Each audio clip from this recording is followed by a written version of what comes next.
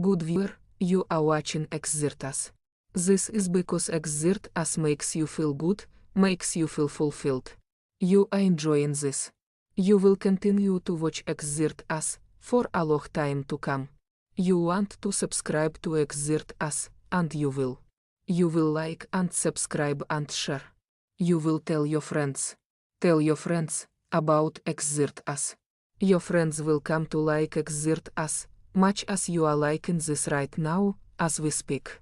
Thank you for subscribing to Exert Us. See, that was easy. Hello.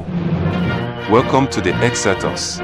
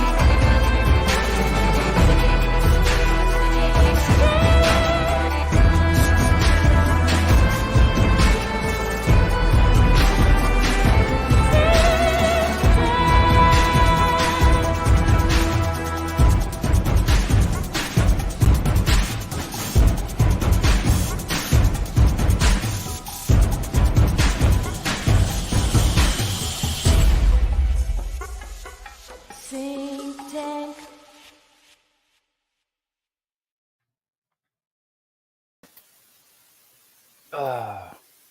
Take a look at that body, shaking that thing like you never did. See, like that package, all right. How's it going? Good to see you guys. Good. How are you? So Isaac Luria, right? I mean, Yeah. come on. Anyway, Yeah. Will, Is how that- you been? What's Not up bad, how with y'all? that guy? Like, Tell me more. Tell me more. Oh, dude, I don't know. I just looking. I mean, it's been because like you spend a lot of time thinking about Maimonides, right? Everybody's like, the average male mind is thinking about Maimonides at least once every 9 minutes or something like that, 613, something like that.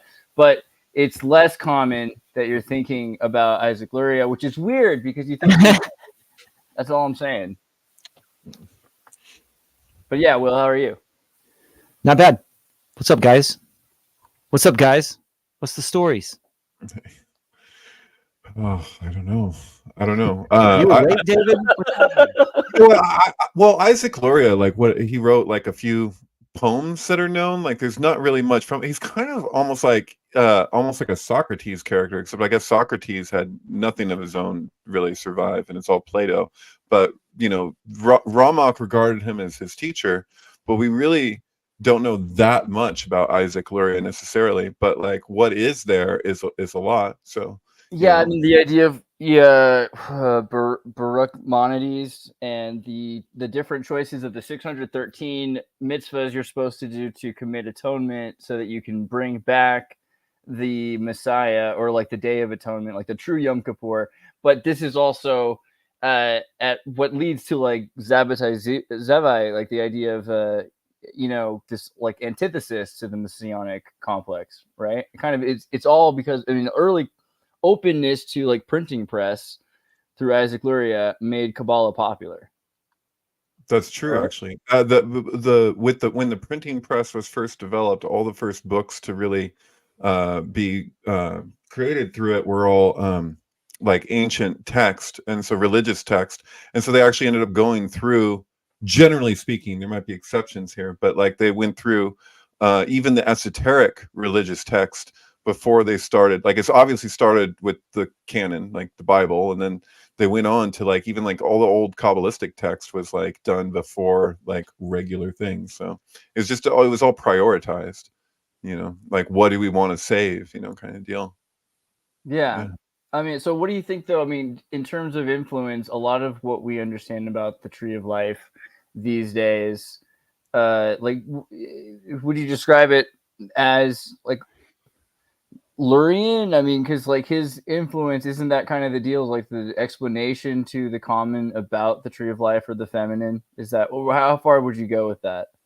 Well, I think that he had the same. I think one of the reasons why Ramak resonated with him so much was because of his take on Shakina, which is the nature of the poetry. So he's relating to the feminine aspect of God, and so it goes beyond just like the humility of Psalms into kind of like this like something that is unpronounceable, something that you can't really like articulate, but you can kind of point to. So like the sacred feminine is like huge with Isaac Luria. Same with Ramak. Like I think that's probably their main commonality. Not everybody gave the same treatment, you know, of those things. And so, and also this is prior to the Ari being influenced by Aristotle, which is where we get this very dualistic Kabbalah, which we tend to see in all the mystery schools of Europe. So like they're influenced by the Ari with the Reformation, and then everything else that follows, you know, where people are speaking conversationally in something that both Muslims and Jews would have reserved generally for either biblical text or religious rites. And so that's a shift from the tradition. But right, yesterday we had this guy David Butler on. He's kind of an interesting character, and he was talking about Asherah and King Josiah, like the early temple period, or well, rather like like right before the destruction of the temple, but in like 700, this idea of how Josiah is remembered as a king and a hero, but really he destroyed all of these smaller parts of the other parts of the tribes, their temples, their tabernacles, their statues, and a lot of them were to like goddess, to Asherah, to the wife of God, and everything else. Totally. What do you think about all that? Like the feminine, like, so do you think that there's like, how much of a feminine Jewish mystery school do you think was pervasive, even like with the Deuteronomists, right? Well, it goes deeper. Like we're having Passover right now, so I'd recommend anybody checking out the film Sadomasochism.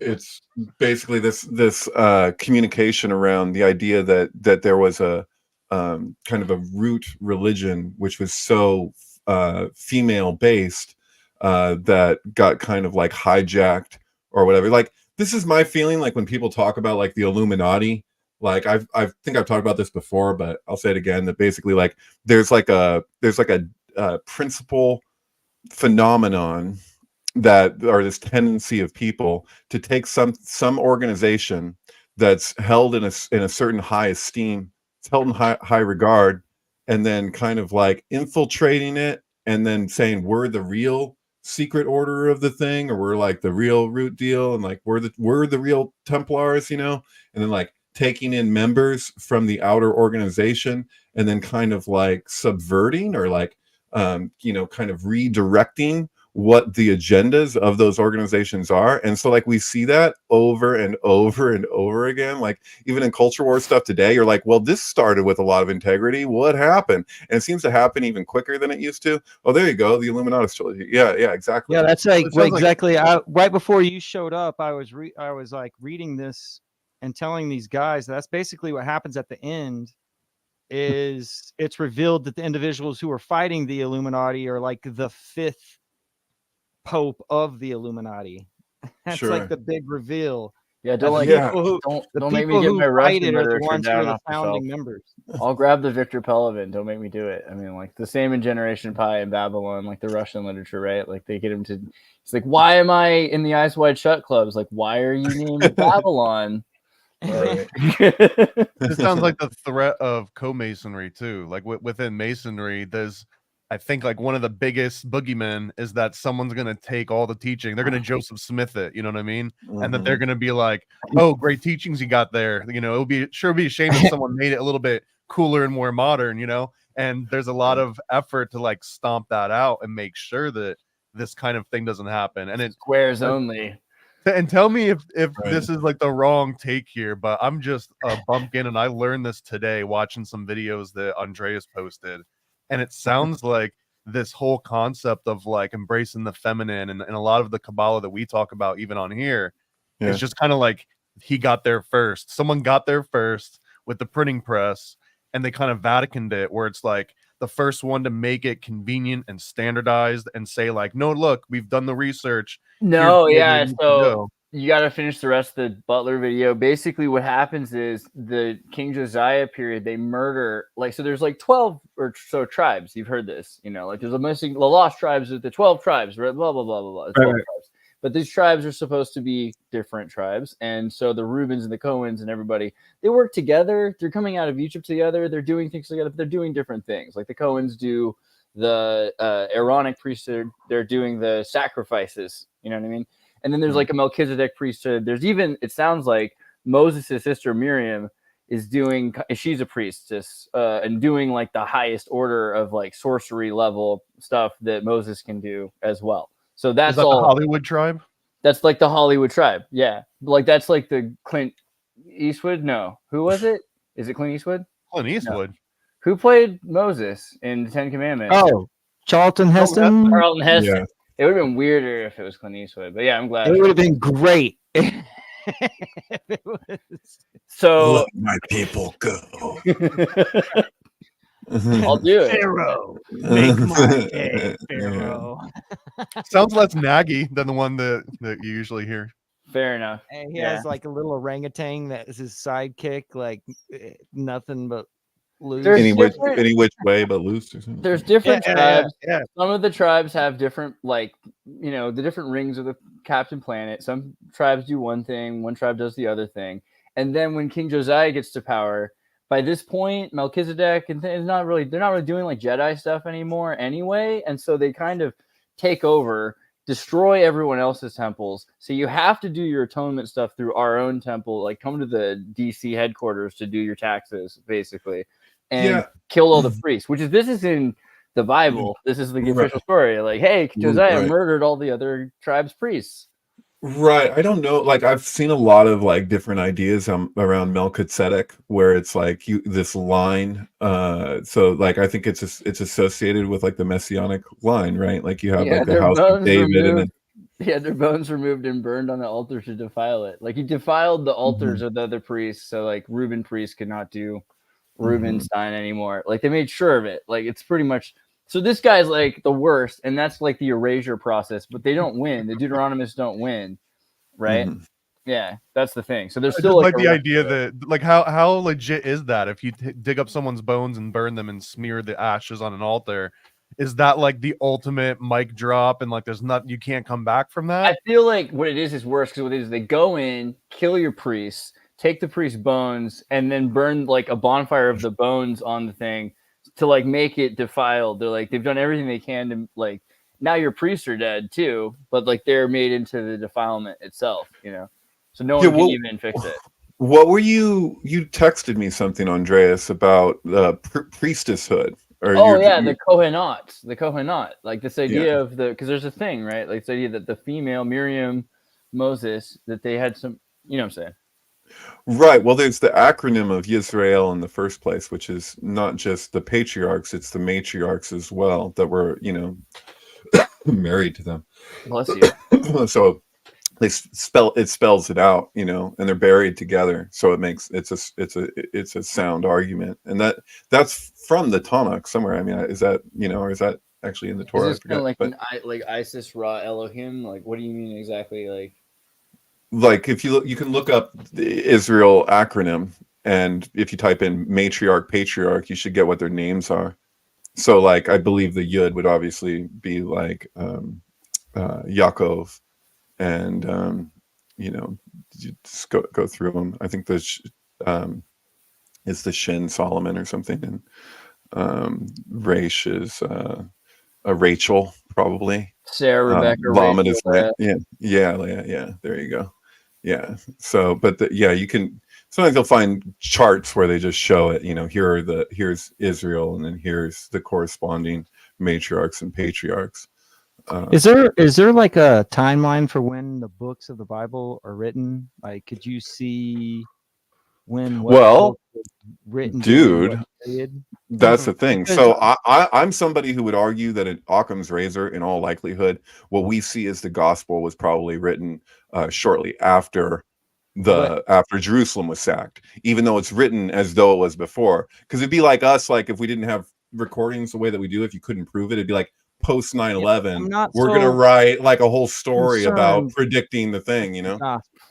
I'm more concerned with like the books of the law and the books of the prophets. You know what I mean? Like, yeah, because where is the division? I mean, where are the prophets in that? Is that less Hebrew? I'm not sure. That's well, like there's only two. There's I think one or two books that are written in Aramaic in the Old Testament, and that's like what Isaiah and maybe Daniel, something, and the rest is all written in Hebrew. Yeah. Oh yeah. Okay. Yeah. Totally. Okay.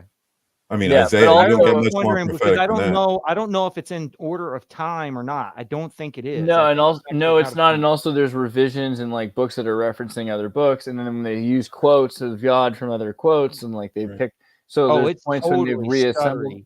Yeah. Somebody once said that the prophecies stutter, which means they repeat themselves, and there's Easter eggs in each book that kind of correspond to the other books. But it's even though they're not written at the same time. That's all. And I think that we take that for granted. We see them all as old and in the past, but really there's like decades between some of these books. But it's hard for people to like take the Bible as a history book sometimes, I guess. But look at it like in Leviticus. This is what whether it's doing. True or not. It might be an alternate history. It's definitely an alternate perspective of what's going on. Like, hey, we came upon this city and God destroyed it, so we had to walk through it and take all their stuff on the way to Jericho. I mean, does that matter? It's the same thing that we've talked about earlier. Like, because I put up something earlier that had to do with the deification of imagination. Have you guys heard of this idea? So I like the sound. It sounds like Disney. Yeah, I was about to say that sounds like Fantasia. Tell me more. But basically, it was pre-Disney. It was more like Hemingway type shit. But it was this idea that there is no deity, so therefore imagination is the only real God, so to speak. So there was all these authors that were basically focusing in on. But who made the imagination? Yeah. Right. But I mean, but it's true. We all know that as syncheads, that is true. There's a mix. There's a mix between religion, pop culture, and mythology. It's all the same thing. It serves the same function. But right. Well, we kind of talked about that. We touched on that last week. And I believe, I don't know if it was last week that I actually brought up Fantasia as an example. If you listen to that speech from Walt Disney at the beginning of Fantasia and the way he explains it, he's kind of talking about all who come to this happy place, welcome. Sorry. Well, it's your ability to imagine and visualize, and that's what he felt was really needed and encouraged. And like what he's explaining sounds almost identical to what I've seen from Israel Regarde. So like when he talks about like the function, but he's a supposed Rosicrucian both, right? Like yeah, it's its own form of Rosicrucianism that's like specific. It's not yeah, Rosicrucianism, you would say, would have the idea that to influence his man's spiritual side through fiction, I guess. In a sense, but it's also just your ability to visualize is literally like activating a part of yourself that is has a spiritual function. Well, so, or at least object. It's like when one's consciousness desires something enough to manifest it, it's almost like you've just checked that book out of the Akashic records, as opposed to like you formed that independent thought. Right, exactly. Right. So there's the idea that if you want to be free, for example, more than anything else, you will be. And it's just a question of like how badly you actually want it. So they say like, recognizing the limitations that you have. It sounds like some Oprah book club rhetoric. Totally. Well, you know what? I've said it before, that the Oprah book club, I feel like reached its like crescendo with Eckhart Tolle. And like, if you compare Eckhart Tolle to like counter like the counter culture of today that's not really counter anything, that's like kind of like more go with the program, like fuck you, do what they tell you. Like if you contrast like the culture war norms of the left with what was like the left's kind of like what they opened up to with Oprah, with Eckhart Tolle, like it couldn't be further apart. Like we reached a point where it's like, yeah, that's as far as we can go with that, and then everything just kind of like deteriorated into what I feel are like aversions. It's kind of like everyone getting their hopes up with Bernie on the left, and then just being like, well, screw it all. Now they're all jaded, you know?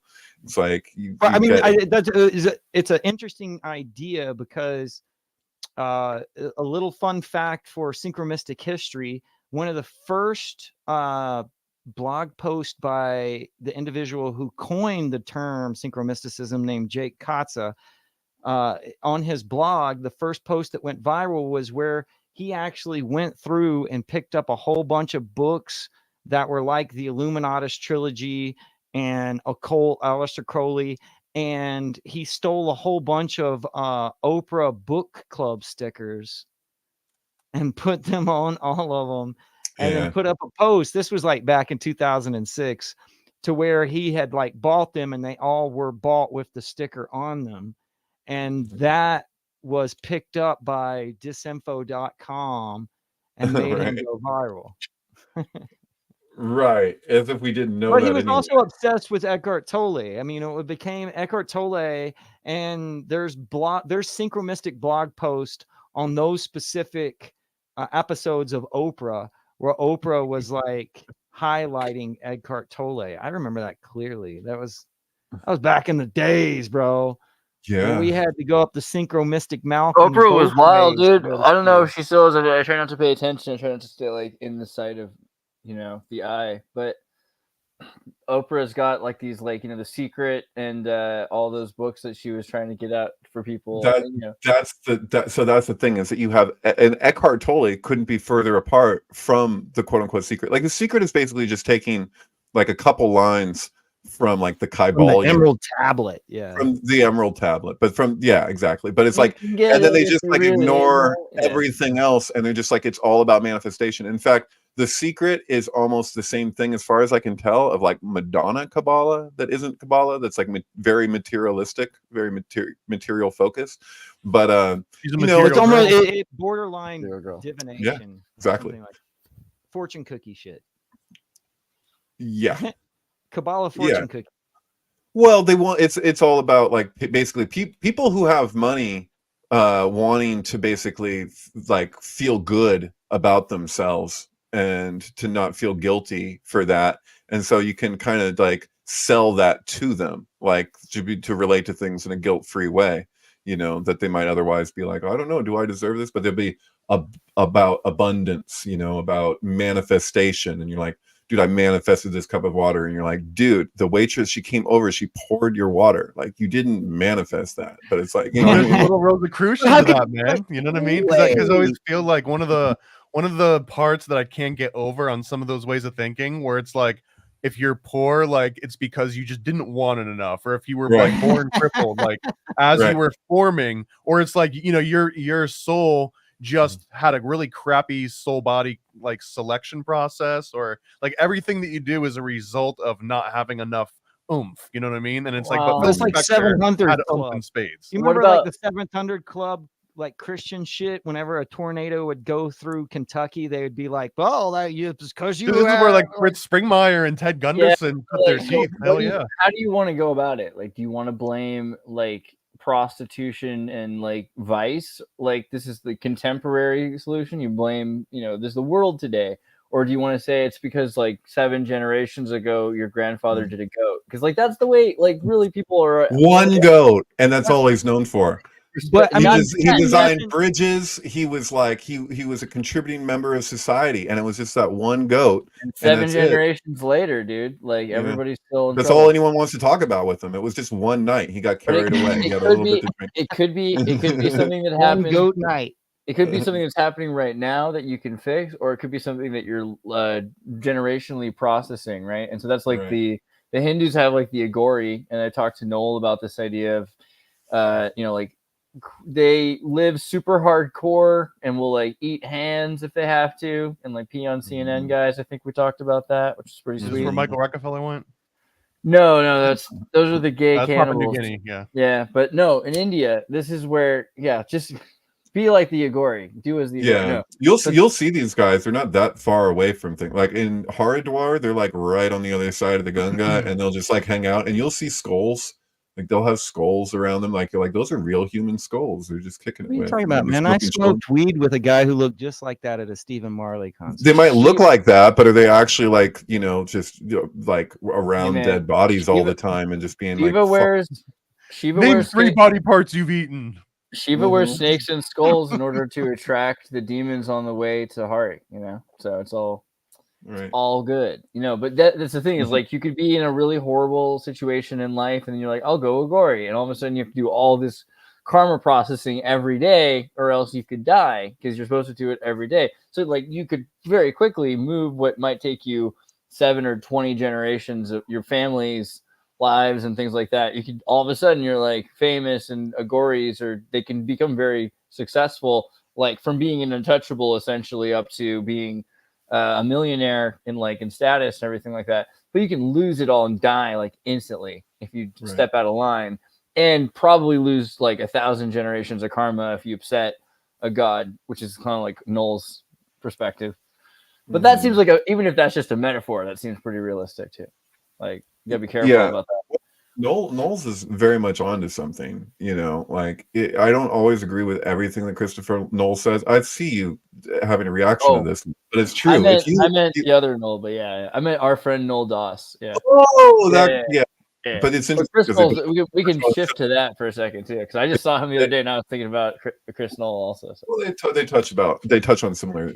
I don't hate Chris Knowles. Exactly. Come on. He's just like the synchronistic old man telling us all to get off his lawn. Honestly. Yeah, a little bit. Yeah. Is this My Gods Wear Spandex author, Chris Knowles? Yeah. Absolutely.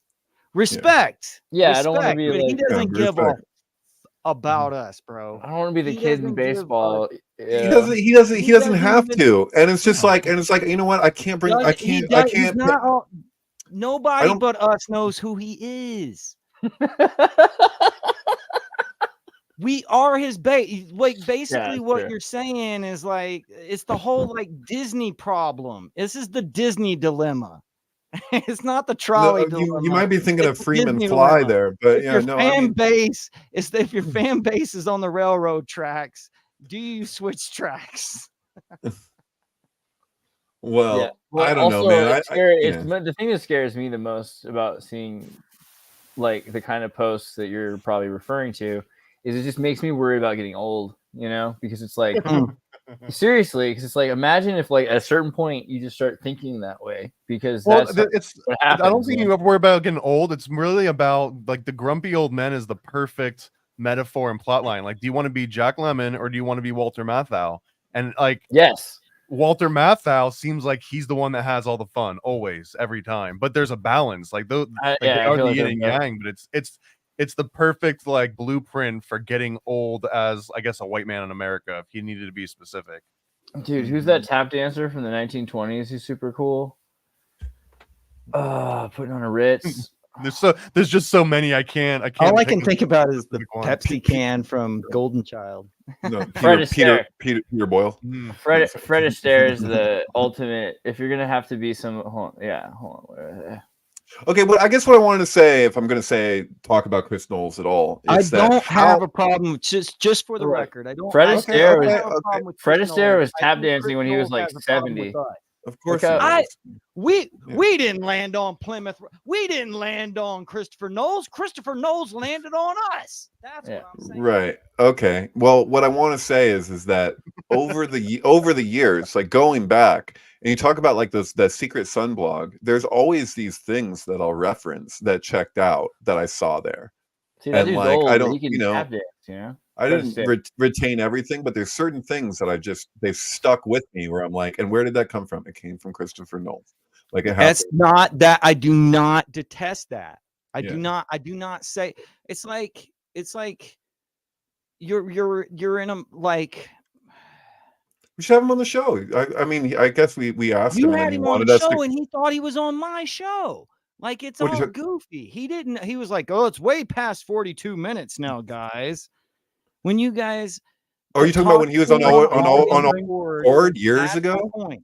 That's Yeah, my point. we're talking ages ago. Yeah, don't like Right. give him that was But 20 that's years my ago. Come on. point. Is Yeah, he or doesn't? whatever He's it is. not concerned with what the actual bedrock of sync is. It's like an Based. individual who That listens sounds to pretty the based. Eagles and doesn't give a shit about the Clash. Do you get what I'm saying? Yeah, but just Like, like kinda selling it. Christian Knowles is the Eagles. That might be one of the best bands ever recorded. You know what I'm saying? I like But Chris. that doesn't Now mean you're it's the now you're best making band. me like him. All of this talking against Chris makes me like Chris more. I don't know. Like for all of his faults, he's a human. I don't know what that was about. I like anyone that's in a space and doesn't care about the space and is like Yeah. still staying in there. But And this is like what I he don't reminds think- me of now. He does like I don't his think posts. he influences the space. His posts look like this now, which is all. That's all I'm saying. Like it's like dad posts, which is okay. That's good. What was it? Growing up without a smartphone. I don't know. Yeah. Just like all the posts, mean- look at the gestalt of his posts now. Right, but the It's thing is just that we're definitely- looking at his posts on Twitter, and his biggest contribution is his blog, and it continues to For be. real. But now there's a real. paywall if you want to get beyond a certain point of it. For And real. I'm sorry, I'm trying to get groceries and gas over here. I'm sorry, but like I'm For- interested in what it says. for But real. for years, I would just go to his blog and read it for days because there was a wealth of information there, and some of the things were really interesting. You want to hear about how St. Patrick's Day comes from Egypt? You know, it's like this is, you know, it goes somewhere. You know, you got that one post that one time on how like that Twilight Zone to serve man like connected with Planet of the Apes in 2001: A Space Odyssey. Oh, and that by the was way, have you simple. seen Jordan Peele's Twilight Zone? Yeah, a little bit. I saw like the Holy. first 3 episodes or 4 episodes. Should I keep watching that? Binge watched the entire thing last But they're the week. old episodes. That was the turnoff. I was like, are they gonna like do like what they did in the 90s and just come with some new shit where you're like, oh yeah, all those forms on the stucco wall that look like people, where they actually are, and they get stuck in there. You know, I don't want to get confused here, but I want to mention that what it is an art form of is like there's an intercontextuality between each episode. There's an intercontextuality between the old series, and then there's the big meta contextuality of the sync involved, and then that's really hard to do. And the whole and the especially darkness, make it look loose, which Right. it does. that vibe of like the idea even of the Twilight Zone, the fact that they constantly want to bring it back. Like it seems like the very, we were talking yesterday, the word Saturnine came up. That kind of veiled reality that there's like a missing light shining on it. It's like trying to be the American Black Mirror, again, like at this point, looking back did you guys see Them, the show Them? It's like a limited series or whatever, and it was like it was very race focused, to say the least, which I don't it depends on what people do with that, but I was pretty impressed by it. Yeah, this was a good show. But this is like the other side of Us. So like Jordan Peele did Us, and then these people did Them, and that's like not an accident. Like they're totally related. So and it's also like running on a theme, In fact, when I watched Twilight Zone, that was the immediate suggestion. Was Them? Yes. Yeah, I could see that. So they're linking the two of them together. You got to mention the Twilight Zone is a phrase from MK Ultra tangent research into induced comas. Like it was insulin shock induced comas is what gave us the term Twilight Zone, because that's what the doctor phrased this as. Really? We can go deeper into Rod. Rod had some connection to the CIA, no doubt, because he had some sort of insider info for sure. For sure, because of the other stuff that he's involved doing. Because he also had some stuff that was sort of along the same lines of like almost disinformation for UFOs and whatnot. Mm-hmm. Yeah. There's the argument that all the planets that they go to in Star Trek was a mapping tool used by MK Ultra for alters that they would to compartmentalize. So they'd be like, you got this planet, just to keep track of everything. I don't know how true that is though, but I've heard that said. I think usually the inverse is correct. So that this comes up in the Disney stuff too, where it's like, oh, Disney was using them. It's like, no, guys, you don't understand. What happens is that Disney sets the mold, and then the CIA and whoever else sits back and they're like, oh, they've already done all the hard work. They've made the like silicon mold for us. Exactly. For our programming inside of that. And it's the exact same thing with Twilight Zone and any other popular series. They just retrofit their programming into the thing that's already attached itself to your neurons. Totally. I That's don't what's know made if the they're most that sense to me. smart. Yeah. But okay, Really? you guys are all making good points, but I don't know. I think aren't we trained to say they aren't that smart? Isn't that the thing? Like they're just a bunch of bumbling whatever, and we're supposed to laugh at it. Get smart, yeah, get smart. Because it's but not. It's like CIA. Christopher Knowles, bro. Nobody knows it like we know it. We're talking about things as if everybody knows the same information or watches the same things or sees the same. I've seen a lot of these weird videos and it's recently. not true. These kids. I thought we were talking about the CIA. No. Yeah, I'm thinking like Are also we like saying Christopher Knowles is in the CIA? Who just said that? I feel like these are all people there. that probably know about it at least as much as we do. But then you think about Disney. Disney's got these people. I've been watching videos of people like used to sneak into Disney World in the 70s and the 80s and 90s, and they talk about like you just go in and walk like you own the place, and everyone was used to it because that's what it was like down there. There's people walking around back and forth, and there's just big empty space. I mean, realistically, there are people that just you can. As long as you don't act like you don't belong there, they're probably going to be fine. There's probably a lot of people that were doing that, not just the kids who mentioned that they went to Disney World. Well, I can totally attest to that because I remember at the backlot, there was like these backlot police, and I won't even call them the German word, but that's kind of how they acted a lot of the time. And it was all about like you had to wear your stupid lanyard with your ID that had the color, and I didn't like it. I have ODD, oppositional defiance disorder, whatever that is. And then there was like this moment when you realize, like, if you just confidently walk around, like no one wants to stop you in case you're the son of, or you're the brother of, or you know what I mean? So if you just carry yourself that way, and you can just walk anywhere you wanted on the back lot, in and out of like different exhibits and stuff. And I guess it helps to have the confidence that like I had the badge on me in my pocket. So if someone wanted to stop me, like I could still be like, no, don't call the cops. I'm actually supposed to be here.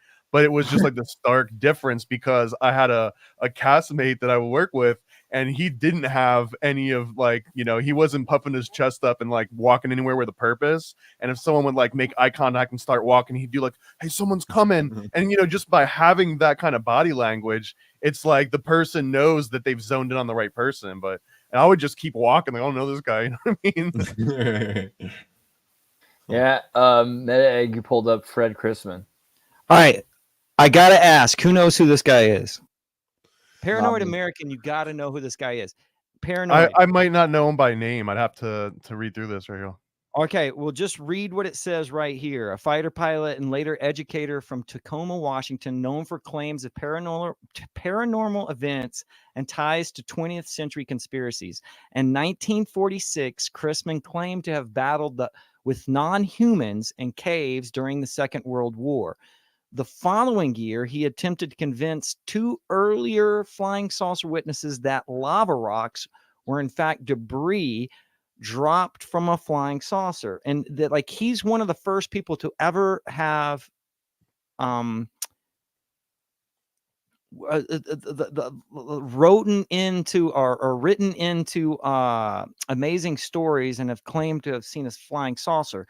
Like the guy who coined the word flying saucer actually interviewed Chrisman, but later in like the 60s, Chrisman was called in with Jim Garrison.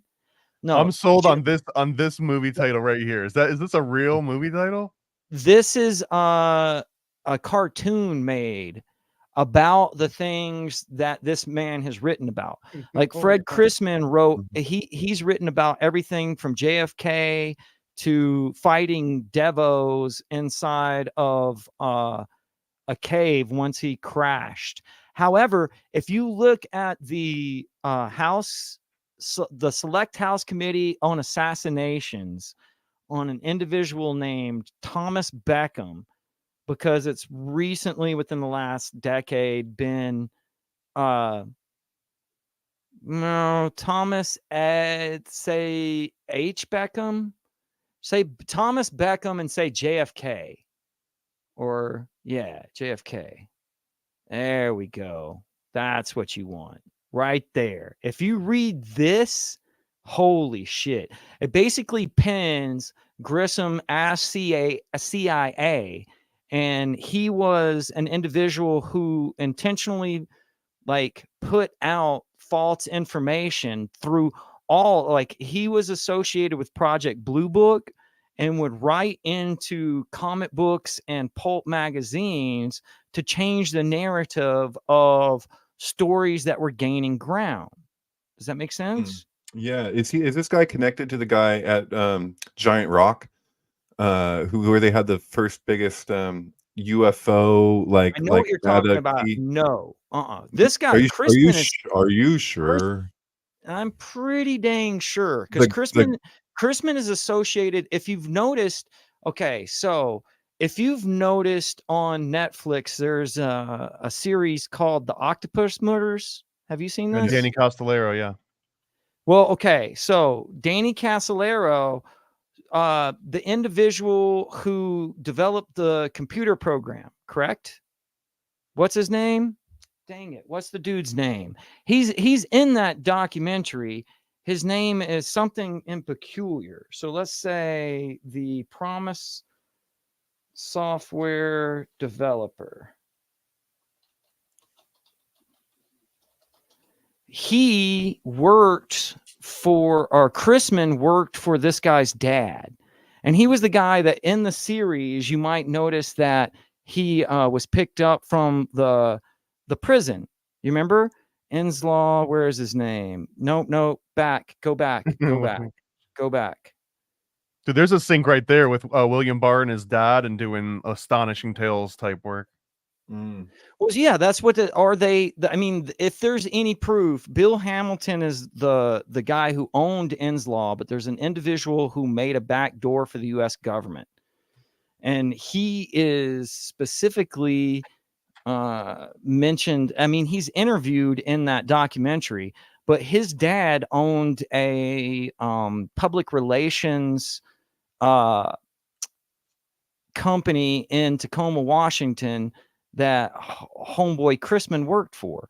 Like, all of the situations are related, and it's fucked up because it all hovers around this guy Chrisman as some sort of like organizer. He was like an English major, and basically the Tommy Lee Jones character that's in JFK, when he was first arrested by the Kevin Costner character, so that would be Clay Shaw and Jim Garrison. Clay Shaw calls Fred Chrisman, but it confused Garrison. The guy, the district attorney in New Orleans, was very confused by Chrisman. However, Chrisman produced a book called To Murder a City that basically was a confession. But that's my point, is that he basically creates fiction that hides the truth in it. And the same way like Ian Fleming did, or E. Howard Hunt did, all of these motherfuckers are individuals who made fiction based off of the intelligence and the counterintelligence operations that they were involved in. Gotcha. Yeah, wasn't that God? Who is the one that did the I want to say Manhattan Project, but it's not Manhattan. It's the other project. The fuck, what's that called? They reference it in Eternal Sunshine of the Spotless Mind with Montauk, the Montauk Project. Montauk Project. Because the Montauk Project is said to have absolutely real components, and then it's just like loaded up with like a bunch of bullshit. So you're just like, there's something in the midst of this that has tremendous value and it is true whistleblowing, but they couldn't just come right out and say that by itself and be matter of fact about it, because it would mean their ass. So it's like, I don't know. Or maybe there's other reasons. I don't know. But supposedly some of that is true. So I don't know. Well, see, I mean, I think my theory, as far as synchromysticism goes, is that conspiracy theories, or what is kept secret from the subconscious, is basically turned into fiction because of process of elimination. Like Right. individuals who are based in reality want some detachment from reality. So they create things that are not in the common narrative. And these things are actually telling more truth than truth. Right. You know, the original title for Stranger Things was the Montauk Project, and they were going to do the course. series completely based on that. And they did anyway. They just didn't call it that. That makes sense. But the thing is you remember that there was, I forget where it was, but there was a library that had like a computer in there with a hard drive that was like, it came about through like a Freedom of Information Act thing. So it was FOIA. They got the computer, but you had to like make an appointment to look at it, and they'd only give you like an hour or two to go through, and it's just like all this stuff, and it was supposed to be like UFO disclosure. And so people for the longest time were like, please just let us look at the freaking thing on the internet. Why do we have to go to this specific location? Look at this, like if it's released, release it. So finally it got released, and there wasn't really any heavy hitting things about UFOs, but what there was remote viewing, success in remote viewing. And so that was something that a lot of the people who were like after that, like they didn't get what they were after. They got something even like something else weird. And so and looking at what came out with the remote viewing stuff, it was like a world famous psychic or whatever that was like involved with the CIA. Do you know about this, Thomas? About the success in remote viewing from the CIA disclosure thing? I mean, some of this is Project Stargate. A lot of it ties over into like the Men Who Stare at Goats that Ron Johnson wrote about. I think that was like the most recent disclosed aspect of this one particular project. But like, yeah, the remote viewing stuff, they had people like Uri Geller and like little side shots of that. They had a lot of stage magicians that would come in. A lot of it was all about just manipulating reality for some of the people themselves. But like I'm on the fence as if like any of the remote viewing actually took place, and if the successes, I don't know. I've read a lot of of Joseph McMoneagle, dude. I've read that shit. I've watched a lot of those interviews, and that's convincing shit, bro. That's the stuff that I saw from the direct, well, maybe, yeah, well, directly from those files, I've seen the excerpts regarding, or some of them or whatever, regarding remote viewing, and I found it pretty convincing, you know. Right, but just hear me out. The convincing aspect is if you take for granted that the government documentation is all like on the level and that it wasn't fabricated, nothing was, because we're literally talking about typed documents, right? Like a typewriter, piece of paper. Go ahead. But there's other so McMoneagle, Joseph McMoneagle, which was 00001 in the Stargate project, actually went on to do a whole bunch of TV shows with like Japan. TU-95, right? McMoneagle's TU-95 remote view is really essential. The Monroe Institute, as well as getting hired by individuals of like mining companies to remote view minerals in the earth. Like I already know Andreas is on board. We're just talking about Joseph Smith now. I mean, he's just like a modern day Joseph Smith in that way. No, but like, I mean, the TU-95 crash was like super dangerous, right? Because it was a nuclear craft, and we didn't know exactly what the Soviets really helped. Is the official story. I don't know. There's probably more to it, but according to the CIA, they had to use remote viewing. This seems like such a more obvious route of disclosure than fiction books. Like, you've got this to come out, and now you can use this part as the disclosure and explain away remote viewing when really it's just you're just like slow leaking information in a very interesting way. And I always go back, like, did he take the James Randi challenge? And that's a loaded statement because I know that a lot of people in the remote viewing community thinks that the Randi challenge was just like set up to fail. But did he take the Randi challenge? Bro, I mean, look at this thing. It's freaking amazing. Right, but again, it's like saying that a guy that said it was like the prophecy versus a self-fulfilling prophecy where the information comes from below, right? I think that the TU-95 is going to crash. It was more like, but he says the same thing. They said, like, hold on, we have a problem. We know what's going on. We don't know where it is. They don't tell him anything about it. It's like the King of David, in the Bible. And then he's told, like, Joseph's got to do the dream kind of thing. And he's just like, I see a metal craft. I see like a metal like, what was it, like a metal tube or whatever it was, like, and I see where it is like, and like points to it on latitude and longitude, and he says like there's a certain amount of people in it, you know, etc. Like all the things he needs to say that are really essential. None of the things that are like the frivolous crossing over with John Edwards stuff, like that you would like, oh, I hear like Jennifer, you know, none of this stuff, it doesn't matter. Just like literally like, okay, there's like a tube and it's like crashed and it's got, you know, or where it is and whatever, the damage issues and things like that. So I'm just thinking of UCB where she just keeps seeing dildos everywhere. right. She's like, it's just more dildos, and you're there. There's one on the dresser. One on the dresser's been turned into a bong. I just just stop. No. I'm getting this. I'm Coming through. This is what it is.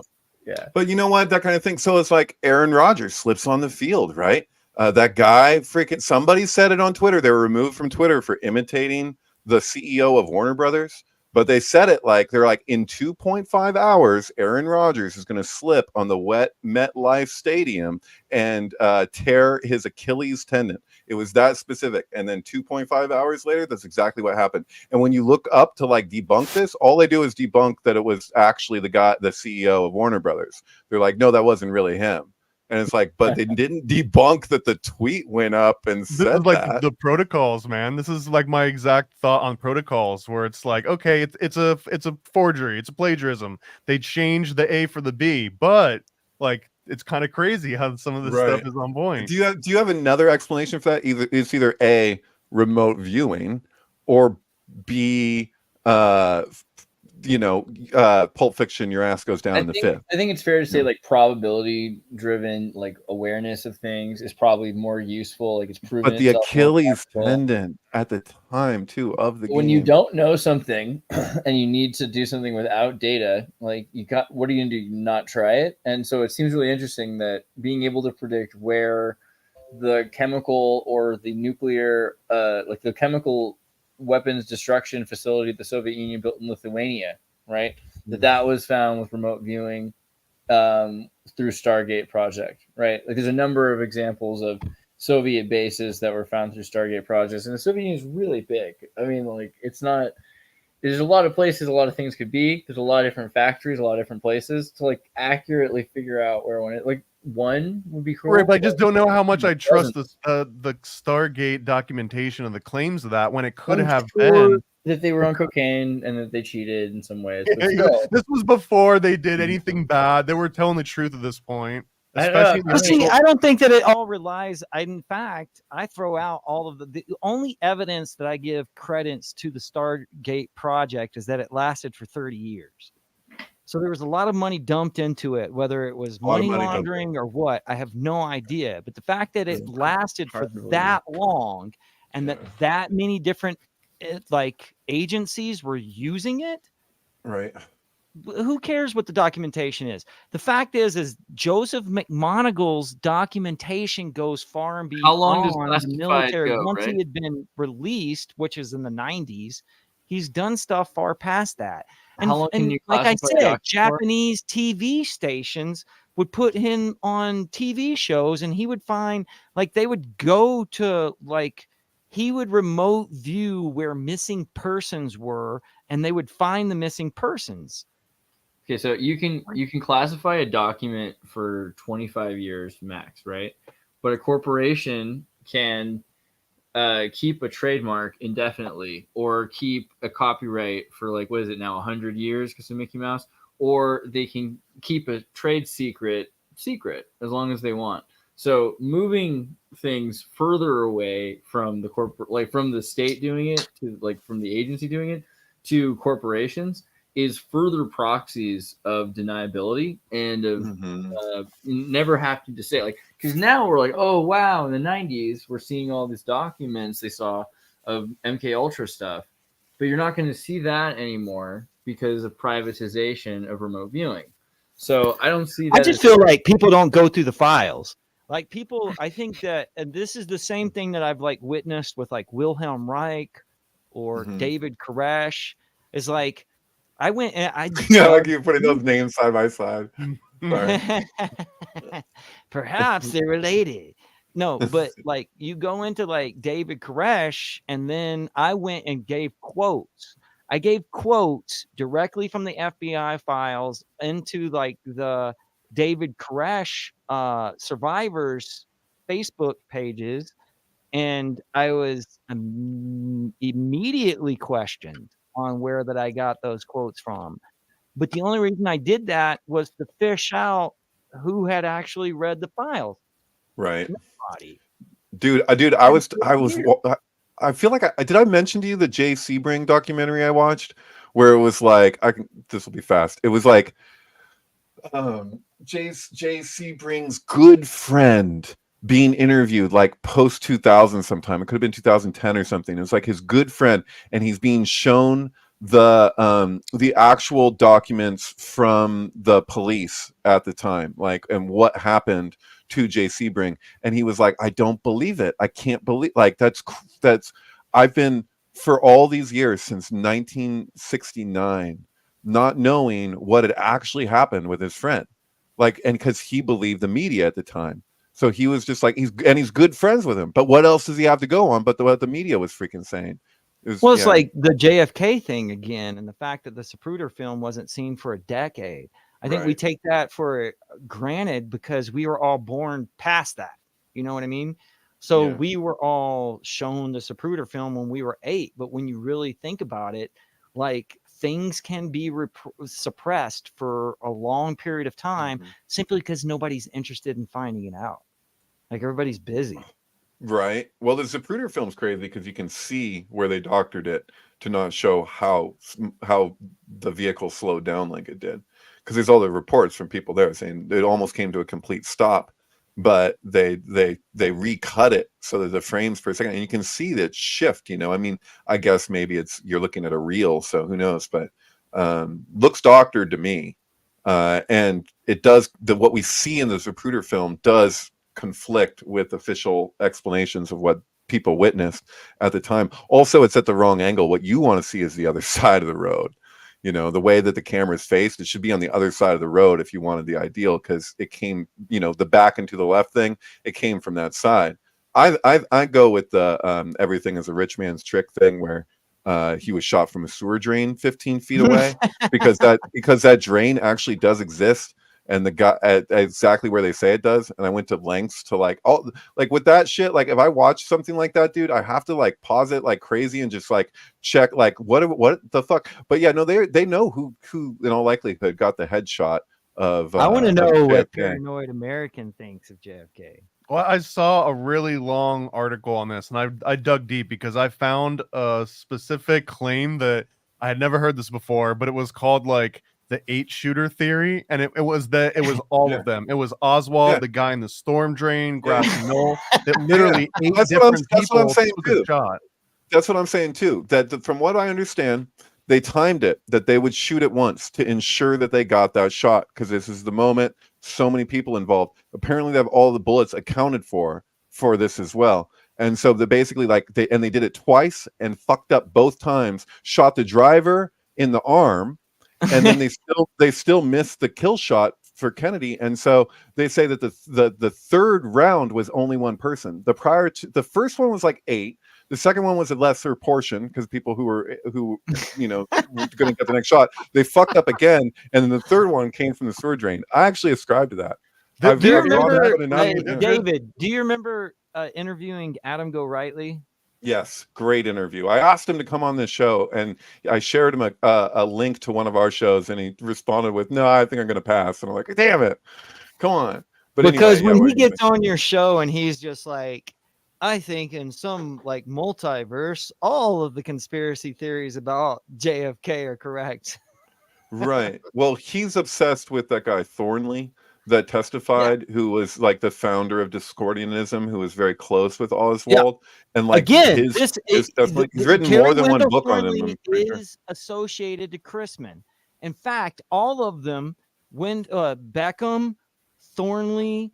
There's another one called Reverend Ray something that's also a Discordian, and Clay Shaw, Danny Ferry, they were all like ordained ministers. And so Jim Garrison had this file called Odd Sex like SECTS, or churches, odd churches, Right. because all of these people were using the like universal, what is that called? The universal Life Church, denomination church, where you Universal can Life become Church, right? What's that? Universal Life Church. Yes. All of the CIA was using that church as like money laundering. That's not fair. And then Well, they were basically all ordained. Fred Chrisman was a bishop. And They're see, all this is where bishops. the There's only Discordian bishops and there's no congregation.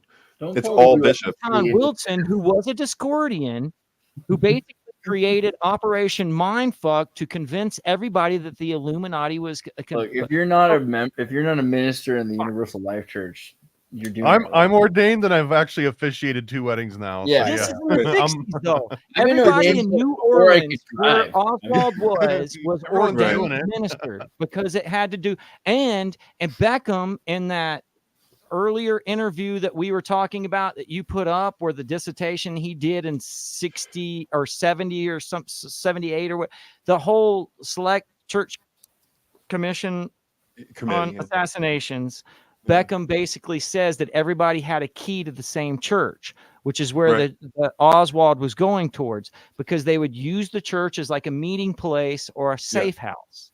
No, But they and would for also use it, strategizing. tax exemption. Right. And they're all, that's what I'm sorry, I already said this, but yeah, they're all bishops.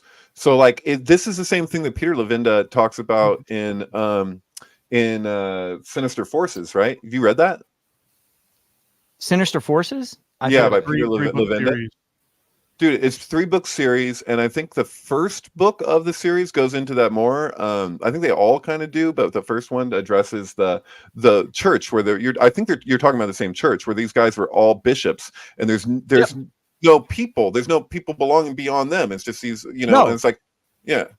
So Garrison knew that, but he didn't understand what it meant, because he didn't understand that they were using it as some sort of like, where they were also obsessed with like certificates. So they would get all of these certificates that basically said that they were like honorary members of the detective department in Dallas or some shit like that. All of these like, and they were obsessed with like library cards. In fact, one of them, who was kind of like a ball busters, or a ball buster, he called Danny Ferry, who is the Joe Pesci character in the Oliver Stone movie.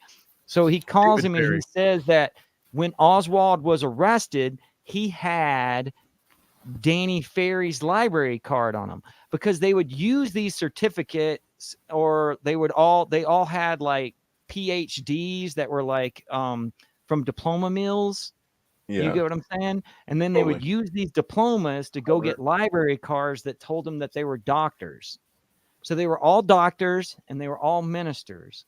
And it all had to do with this like authoritative complex. When you go up and you say that I'm a doctor or a PhD or I'm a minister, nobody argues with you. They all had like 4 or 5 different names. You know how like Oswald had different names? He was also like Hydale, and he was Oswald. And Carrie Wendell Thornley has been accused of being like a double of Oswald. All of them were like they were like learning how to use different identifications to be like almost anonymous. That there's an extremely suspicious thing with all the people on the big island of Hawaii saying that they saw Mark David Chapman there at the same time as people saw Mark David Chapman in New York. So like there's indication that there's like 2 Mark David Chapmans. I don't know. I'm not making claim one way or the other, but I will say, I don't know. Have you guys seen JFK? They're all the same build. I noticed. You guys seen the it's like a 3-hour documentary. Manson, Beckham, Oswald, the Reverend Ray dude. Yeah. All of them are the same build. I'm tapping in, Alex. They can all be duplicates of each other. Dude, I was just about to say, dude, I wish Alex was here, because there are certain things that I was. Alex, yeah, really. That's funny. Yeah. No, because screen here. The subject matter. It's not as funny as you think it is, Alex. It makes complete and utter sense. All right.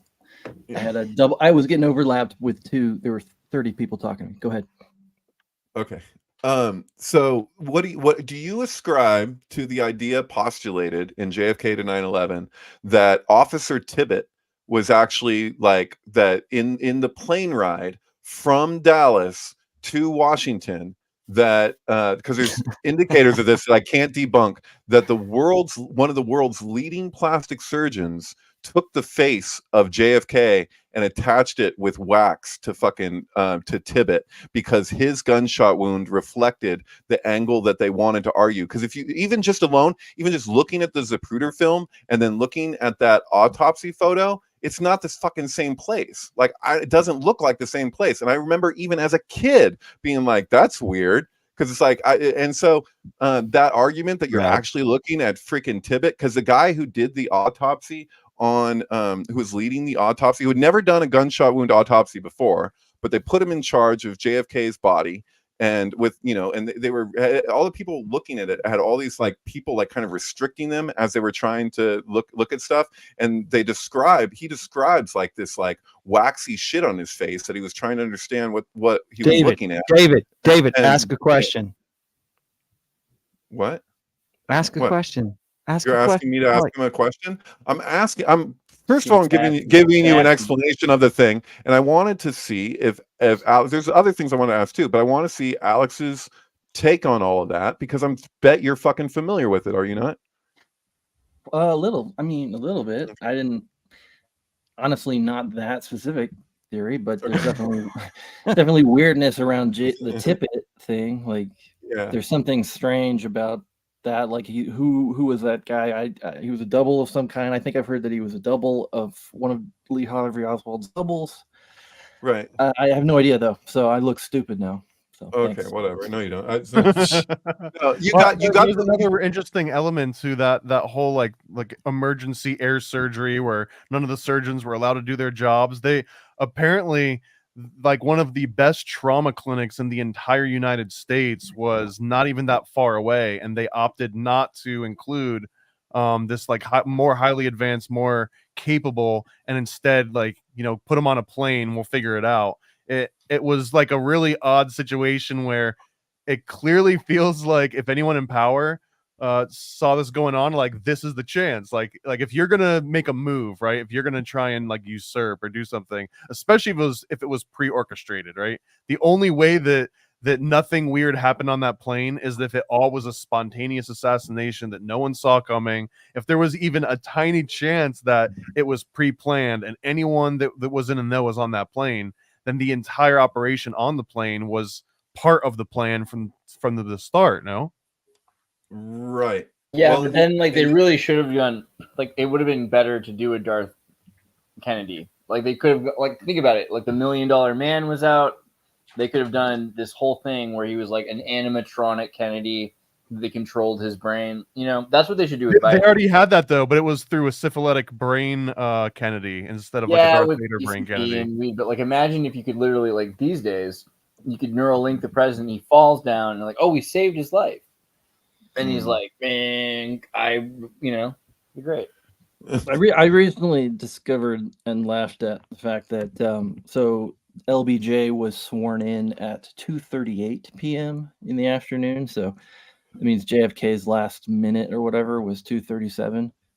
I don't know if that's intentional on anyone's part, but it was pretty funny. And now. Yeah. Well, Alex knows the no bullet theory of JFK because of Mark Leclerc, which is that seconds before or seconds after Kennedy had like the ultimate revelation, saw the past and the future, and just had the most profound experience of that, his head just exploded from the inside, and that was that moment. But something like that. I don't know, something like that. I feel like I'm doing it justice, but no.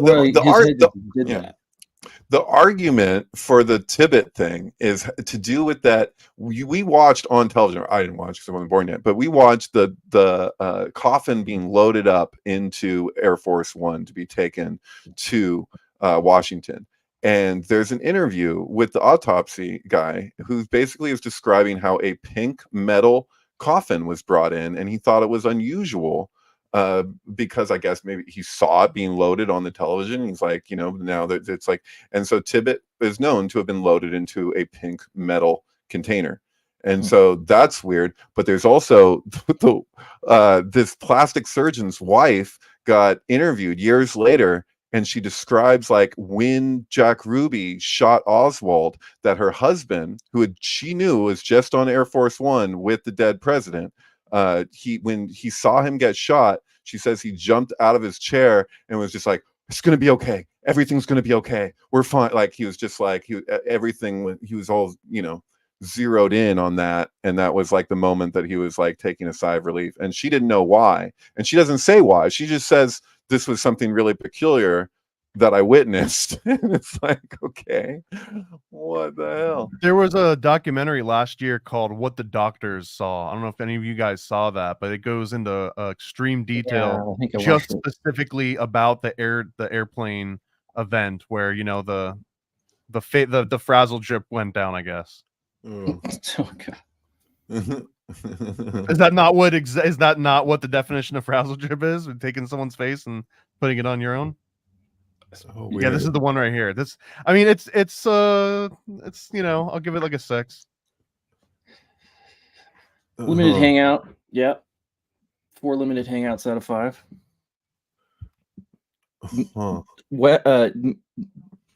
Will, you're muted. I thought I'm trying to talk. Oh yeah, somebody asked you about this person in the comments. So this is Michael Riconsciuto, which is the guy that I was talking about earlier that I couldn't remember his name, that's involved with the Octopus murders, but also the JFK assassination, and also knew Chrisman, who was the individual who saw the second flying saucer ever recorded. So, dude, what were you, Alex? Yeah. Well, there's also one component of that, which is what's the guy's name? Guy Bannister. Yes, was the New Orleans guy, and he was the FBI agent that sent in to investigate the Rainier, Washington, Mount Rainier sightings, I think. Well, Chrisman. Okay, so Kevin Arnold, I think, is who you're talking about. Kenneth Arnold. Yeah. Kenneth Arnold. You're right. Kenneth Arnold was the first individual who saw a UFO in like 1947 at Mount Rainier. Yeah. June. And his description of them looking like disc skipping across the water was which created the idea of the flying saucer. Within a few days, Fred Chrisman, who was brought in by Garrison in New Orleans as an individual who kind of orchestrated the JFK assassination, Chrisman said that he also saw a UFO in the same area. Now, Chrisman had also already been documented as giving play to the Richard Shaver mysteries that were also being published in Amazing Stories. So Amazing Stories posted the Shaver mysteries, which increased their subscription. And then Kenneth Arnold saw a flying saucer, which made him go through the roof. Then Fred Chrisman almost tried to like hijack that by his English. You know, he was writing letters. The guy wrote letters all the times. But what he would do is he would almost like tell part of the truth and part of the bullshit in the same sentence. So he would say stuff that was actually true, but he would hide it in bullshit so nobody would read it. Does that make sense? Yes. Sure, yeah. And it's a certain kind of agent will do that. I accuse Zechariah Sitchin of being that, and I also accuse Kenneth Anger of being that. What if they're just making it more interesting so that the story lives longer than it would if it were the boring version? Right, because it has more of an effect. Anything that individuals obsess over because it's fiction and they consider it. But this has happened multiple times. This happened with like the War of the Worlds. You know, it happened with Communion, with Whitley Strieber.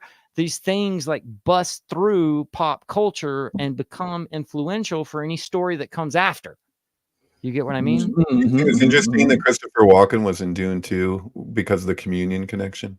Yeah, totally. I agree. I was like, also, it was like the redeeming character. I was like, oh my He's god, the emperor, isn't he? Yeah, because like exactly. all Zendaya does is growl. It's just this whole like growl thing, which is like one emotion. It's not like a Zoolander. It's just a growl. And then there's like the Disney prince, and it was like, okay, you know. But then Christopher Walken's cool.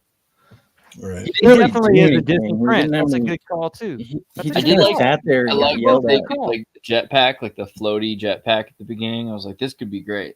I hope That the was a game- great scene. I hope- One of the But I best mean, scenes. Walken has the connotation of being a Messiah because of communion. Like even the word communion, which is a book about aliens' relationship But he's to a humans, also the in manufactured first- Messiah, right? Gabriel, Because he Gabriel and the too prophecy. many. Sorry, That's okay. the prophecy is, you know, yeah, anybody? Prophecy. Yeah. Yeah. Okay. What you're making a comparison between Yeah, with communion. When Yeah. you say communion, it's a religious term, and Oh, then for you're yeah. So yeah, no, that's interesting. A nice hat, Alex. Oh, thanks.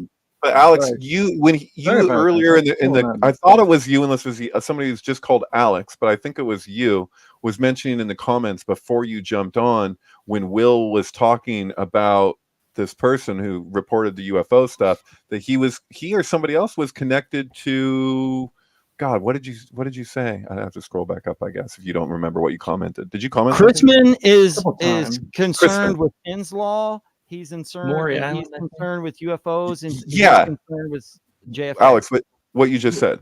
Oh, the Maury Island incident. Yeah, I was like, Yeah. is that what I think it That's is? But total you could, Chrisman. okay, That's- could you elaborate on that? I mean, maybe Andreas can pull it up on the Wikipedia. one? The Maury Island UFO incident. So it's a guy in his boat, really early UFO sighting, and there's sighting of some kind of like molten. Maury Island hoax, right? Yeah. Harold Dahl and Fred Chrisman. That's Yeah, okay, it was Chrisman. June 24th. It was even before Kenneth Arnold. It was like before that. So they were all spinning up this thing. And so like, yeah, I was gonna say, like, if anybody's read Mr. Horsley's book about Whitley Strieber, Jason Horsley? you get the good A Prisoner of Infinity. You get the good sense that the guy's kind of manufactured Messiah, you know, like I think Horsley's the MK Ultra manufactured kind of. Messiah. Well, let's. But like Horsley, like the dude calls himself Jason Horsley, like Jesus H. Christ, man. Like I shouldn't have even brought it come up. on, Brought up his for name, real, but for real. Like I've gotten books by Horsley. Have your issues with Jason, but whatever. But Whitley Strieber is like, come on, I don't. No, Right. it doesn't He's matter. He's there in the Both right of them there are in the because he's same been. category to me. Both some of them are in kind the of- same category to Whitley Strieber or Whitley Strieber, Philip K. Dick, Jason Horsley. They're all in the same category. I just don't want to one person, you know. No, and I don't want to commit genetic fallacies where we say that something came from somebody and I have this and that opinion and whatever. The data is the data. So, and Yeah, he's but had I a lot. mean- He like Christopher Knowles, has had a lot of good contributions and things that have stuck with me over the years for a reason. You know, I so think whatever. that Christopher Walken in the prophecy is sweet because he plays Gabriel, which is like this messenger announcing God kind of thing, which is like Muhammad, Joseph Smith, all that other stuff. So like the idea that you got the communion character who's also representing like the announcing of the celestial order, that probably is one of the cooler underlying things. Oh, that's why you're saying Gabriel earlier. Is you're referring to the, oh right, duh. I'm sorry. Yeah, I was like, no. nobody. I feel like this is Yeah. No, I wasn't. I was mean, actually all I going was much trying- I deeper was with trying it to- when you said that. I thought you're. Yeah, never I mind. was trying to point out the parallel there between intelligence agency spooks planting stories about and steering the UFO narrative throughout the 20th century. It's the same thing with Fred Chrisman to Whitley Strieber. That's all I'm saying. Yep. Whether Whitley Strieber knows it or not. Could be the same thing with Philip K. Dick, whether K. Dick knows it or not. Sure. Wait, were you Could be saying the same thing with Horsley. In fact, Strieber fucking actually accused Horsley of that. Jeez. Like he was like, Really? Horsley, are you so? Oh, I'm sure he did. I've, like, Well, he wrote a read whole all book of their about shit. why he's a mind control victim. Probably would be. Wait a minute. Whitley Strieber wrote a book about Jason Horsley. Horsley No, wrote it. It was in wrote comment Horsley. sections because Horsley used to like Anytime Strieber would do anything, Horsley would interrupt the comment section. Oh, And wow. if you read, there was a couple of times where Strieber actually addressed Horsley, because he basically accused him. He's like, why are you so obsessed with intelligence communities and having to do with trauma? Does this have to do with your own story and not mine? I thought And that Horsley said that it did. It probably Yes. did. That's the thing with Horsley. Horsley made a 5-minute long podcast of nothing but him peeing. Do you Oh, get what I I'm missed saying? I missed that one. I saw the Tom Hanks Yes, one. I you didn't see probably that. did. I The paid a Adam lot of Sandler attention skit. to Horsley. Horsley The Adam is Sandler he, skit he likes did to it pretty piss in well. people's Wheaties. 93. Mhm. Interesting. Well, Was that sorry I sounds like brought kind it of an up. Andy Warhol kind of thing? That's or what I was something? Yeah, thinking. absolutely. Absolutely. Sorry. Absolutely. Interesting decision. Well, okay. Decision. I mean, it's just it is what it is. It's almost like you can call Whitley Strieber performance art. You could do the same with Horsley. You could do the same with Knowles. That's true. That's Hey, true. can we talk about what we were talking about on the phone a week ago or 2 weeks ago? Will the bit about Whitley Strieber? Am I saying that right? Strieber. Strieber. Strieber, excuse Schreiber. me. So he Strobe did lights. communion. Didn't he Whitley- also we call him do? Whitley strobe lights? Didn't he also do Wolfen? Yes. Okay, so He there's did like Wolfen and he did the Hunger. right, would and so you have The Hunger I was- intersects with Philip K. Dick. right. So I was talking about the Gray, which is Right. about the wolf. So I when I watched the Gray, and you guys probably had a similar experience, maybe, where it's like all these people are dead. Like I'm looking at a bunch of dead people who are like in purgatory that can't come to terms with them being dead, and that the wolves are like kind of like the Meister Eckhart thing of like if you're afraid of dying and you won't let go, you see devils tearing your life away. But if you've made your peace, then the devils are really angels freeing you from the earth. And so there was like a thing where it's like because he's suicidal in the Gray, right? What's his name? Wait, that line was in Jacob's Neeson? Ladder, right? That's yeah, I'm quoting Meister Eckhart being communicated in Jacob's Ladder to communicate what I think that the wolves represented in the Gray with Liam Neeson. And so because he's suicidal and then he gets in a plane crash and he's fighting for his life to this extreme. That only makes sense if you know Strieber. It's like the Grays Right. equaling wolves only makes sense through Strieber. That's what I'm saying, dog. That's exactly for real, what I'm for saying. real.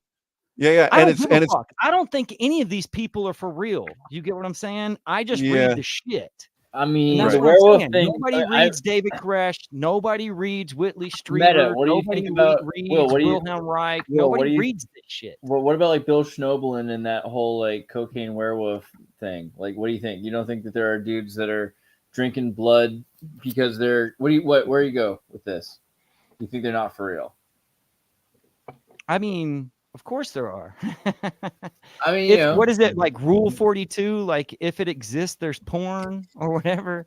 Like if it is, if there's a kink, somebody's found it. I think that's the 43rd proposition of Euclid you're referring to. Yeah. I thought that was so there's a 47th and then there's that. Is this real? There's a rule at the 37th proposition of Euclid. No, rule 42 is that there's nobody over 2 miles high allowed in the courtroom. Rule 32 states that if anything can be made in internet culture, Rule 32 is a rule that states that you must have pictures to prove your statements, or anything can be explained with a picture. Mm-hmm. Is that right? Okay, so Rule 34 refers to the idea that if something exists, there is pornographic material related to it. Oh, okay. And my only point is, he does. Okay. So if it exists, then it's been tainted. Literally. Or at least it's been imagined, like with Kurt Vonnegut in Breakfast of Champions, where the Venusians are watching close-ups in porn theaters of human beings biting into really ripe pears. Isn't just the logical conclusion of Rosicrucianism? Like this is just part of the desire body. Yeah. So you can make a strong argument that Rule 34 is an extension of Rosicrucianism. It also just seems like something that would naturally happen with simulation theory. Like if you have let's see, like of a perfect, like, okay, so 20 years ago, even they were saying we need to have viral simulations that can simulate society, like even before. Yeah, it's like folding at home, but just porn. But you need sims to do that, and the sims need to be able to do everything. So you basically have to build like a simulation universe where every possible thing can happen and does happen, so you can see the possibilities and probabilities of what would happen if those things happen, right? So there's going to be, you know, inevitably like narakas of suffering and like absurd pleasure and basketball games, you know, the way video games exist, in order like for experiences to be emulated in every possible scenario, which means that like pornography won't need to exist as much because of things like this rule, you know, because like people won't need to make it as much because it will emulate and simulate and generate itself as part of like everything, and horror movies, you know, and detective shows and math equations. But see, I think all of those things simulate sex, not the other way around. Math equations are sex. Like horror movies are sex. Well, you're the one showing me all the dirty pictures, Doc. Crypto case sex. The Rorschach test. What about Bob? Right. Yeah. I know what you're talking about. Yeah, I mean, that's also like those are completely different things, obviously, like simulated realities. How are math equations we can experience like like people experiencing things, like people playing a game is different than a simulation. So like people having interactive experience where they can like interact with those simulations and like experience them is not the same as building a machine that can understand the probabilities of what happens if this happens or that happens. Like it's like the Matrix. You don't have to be able to see it. You start to be able to read the output and construct of what would happen. What if we're in that thing though? Like, yeah. What if all of this shit has already happened and we're just in a machine that's basically guessing the probabilities of what happens next? It's a good theory. I mean, building another one wouldn't hurt too much because it would like take some of the load off. Well, Blake Lemoine makes a good case that humans are just large language models ourselves, just searching for the next word that makes the most sense in any given context. Dude, what was that book by? It's You Are a Strange Loop, and it was by the author of God. What was that? If you look that up, it's like the MC let's look that up. Hofstadter. Yeah, Hofstadter? yeah, you got it. Yeah, so this author, he wrote other books too that are really. Mark LeClaire is the author. Are you guys familiar with this guy? There's another book that's more well known that came out first. Oh, so see, Godel, Escher, and Bach. Hofstadter. Yeah, do you know this book? I've talked about through it a couple times. 777 pages long. Yeah, I know that much. Interesting. Nice yeah, touch. no, this is crazy. It was an interesting book. It's actually there's a really good book called Lewis Carroll and Numberland that just is all the math of Lewis Carroll, and it kind of reminds me of this. That book. one is 237 pages long. So what is his work about? What's he writing? Oh, that's interesting. 237 plus 7 plus 7 plus 7 is 216, which is 6 times 6 times 6.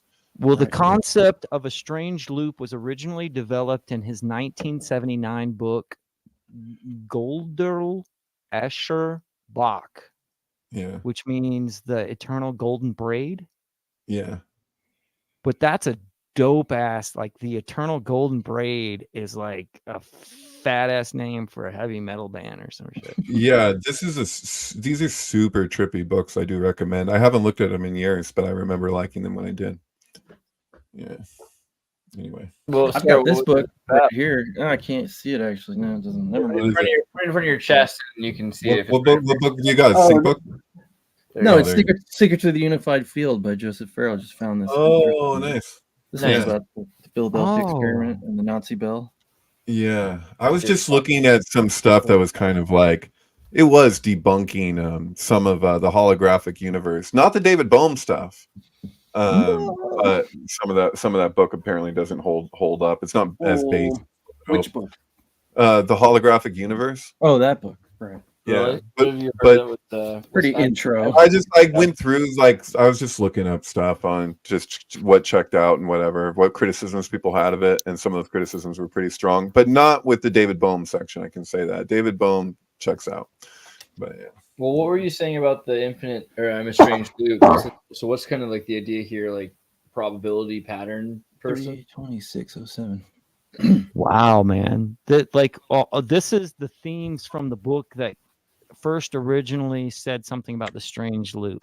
So the book contains many instances of recursion and self-reference, where objects and ideas speak about or refer back to themselves. So it's like the eternal, like the eternal golden braid is like a reference to like infinite Easter eggs, basically. And But it's also, February 19th, 2010 investigative summary on the 2001 anthrax attacks. The Federal Bureau of Investigation suggested that Bruce Edwards Ivins was inspired by the book to hide secret codes based upon nucleid sequences in the anthrax-laced letters he allegedly sent in September. So yeah, it's an Easter egg book. Mm-hmm. Yeah. Really? You know, Black Swan theory is right there too. There's like a stack of books that are so like take off where the other one leaves off. But yeah, like so the argument of Black Swan theory was specifically focused on 9/11. That 9/11 was a Black Swan event and explain the reasons why. But I find it really funny that I'll be looking at stuff on the news and they'll be predicting Black Swan events. And I'm like, how can you do that? Otherwise, it wouldn't be a fucking Black Swan event. What are you talking about? Why, if you could predict it, you're fucked. Like it. Right. It's not that. Then it's not that. You're talking about something else. So they keep using that term, and I'm like, have you read the book? Like, and I actually felt like there was like with Black Swan that there was a connection with Pi, because like the movie Black Swan, and then you look at like Black Swan theory, that it felt like there was like this. He's talking a lot about the stock market in that book and how it was affected by 9/11. So well, that connects it to Noah too, because how I've talked about it to you guys before, how Russell Crowe and Jennifer Connelly are both in Noah, and they're in A Beautiful Mind, and he's playing John Nash, and he's one of the theoretical creators of Bitcoin, which is the ARC, yeah, which connects to so Noah, Aronofsky, Black Swan. And so how does that relate to Bitcoin? Because a financial crash would the financial crash would theoretically like benefit Bitcoin or whatever. It'd be kind of involved with that. But anyway, that Black Swan. I mean, if there was a financial crash, something there. Bitcoin would be basically like the Akashic. It might not be a Black Swan, but it could be a dark horse. Yeah. Okay. Right. Coming at you. Well, dark is the important word, because we're talking about Jennifer Connelly, who was in also Dark City and Dark Water. Like her whole catalog suggests Akashic record. And if you put Jennifer Connelly into fucking AI will spit out Akashic record. Yeah, you actually showed me that, dude. That's just crazy. Because I did it. If you put in all of the movies of Jennifer Connelly into a computer and say summarize, it spits out Akashic record. Dude, who did the video? Was it Jake Goza who did the video, the Jennifer Connelly supercut of all the broken glass in all the movies that she's in? I'm pretty sure that was Kotze. That was. Oh my god, dude, that woman! And walking to the end of piers, she'll walk to the end of a pier and she'll fucking break glass over either a mirror or something else. She'll just keep breaking glass in like many movies. If I fed in the broken mirror shit to AI also, and it also equated it to Akashic record, because Akashic record has to do with like branches off. So like you have the middle point where the actual impact of knowledge is, and then all of its branches, which is like an idea that is deeply rooted in like prophecy and like the books of Isaiah and stuff. They talk about the Lamb of God being called the man of branches. It's all fucked up, man. Right. Well, keep in mind too the Romans invented. How could they do that intentionally though? The Romans invented grafting, and the only surviving text from Judea, besides supposedly the Gospel and War of the Jews and Antiquity of the Jews by Josephus Flavius, was a text of a Roman botanist. And there's early descriptions of Christianity as being that Christianity is grafted onto the messianic tree, or onto the Torah, or the Tanakh, you should say. So basically that's how it was often related to, was through grafting and a branch. Like you got a branch coming off of this other tree that, you know. The language of the branches. Do you know this? The language of the branches and the language of the roots. It's a Kabbalistic term. Yeah, because the roots are the branches of the Kabbalistic tree. Right. It's upside down. It's the same thing as like what I think it's a quote by Carl Jung, where he said the tree that grows to heaven has its roots down in hell, or whatever. Yeah, yeah. And then actually, if you read the larger everything around that quote, it's really interesting. It's not just like a debunking thing, but it is like there is important context around that idea. And I can't remember if that was actually in the Red Book or something else from Jung, but it's a really cool quote. Yeah. I want to tell you guys something It's about basically Jennifer Connelly. Jennifer Connelly, will like this. Everybody will like this. So I talk a lot about March 10th, 1977, which was the day Polanski raped or whatever Samantha Geimer in the hot tub, Jack Nicholson's hot tub. And we've kind of like looked at her age on that day as kind of a constant that we use. Like we use a bunch of different constants, and that's one of them. And so if you apply that constant of, what is it, 5,093 days to just under 14 years, if you apply that to Jennifer Connelly, interestingly enough, it's the birthday of Gina Malone, who is the Donnie Darko, Donnie Darko. The like love interest. Yeah. Basically, like. Oh yeah, it's her eye at the beginning of Connelly. God, what is the Jodie Foster? Contact. It's her eye at the beginning of Contact. Okay. Back on track, Alex. Yeah, totally. Jennifer. So Jennifer Connelly's day, we call it a T day for Thelema or whatever, but her on that day is the day Jenna Malone is born, which I just think is pretty crazy, because there's so much. They're like the same archetype almost, like dark-haired kind of. Right. If Donnie Darko had happened earlier, it would have been Jennifer Connelly and not her. Exactly. I mean, they have the same fucking name, actually. So hey, you guys ever think about that? The Jack Nicholson at that house that happened to with plants, because it's Jack Nicholson's house, right?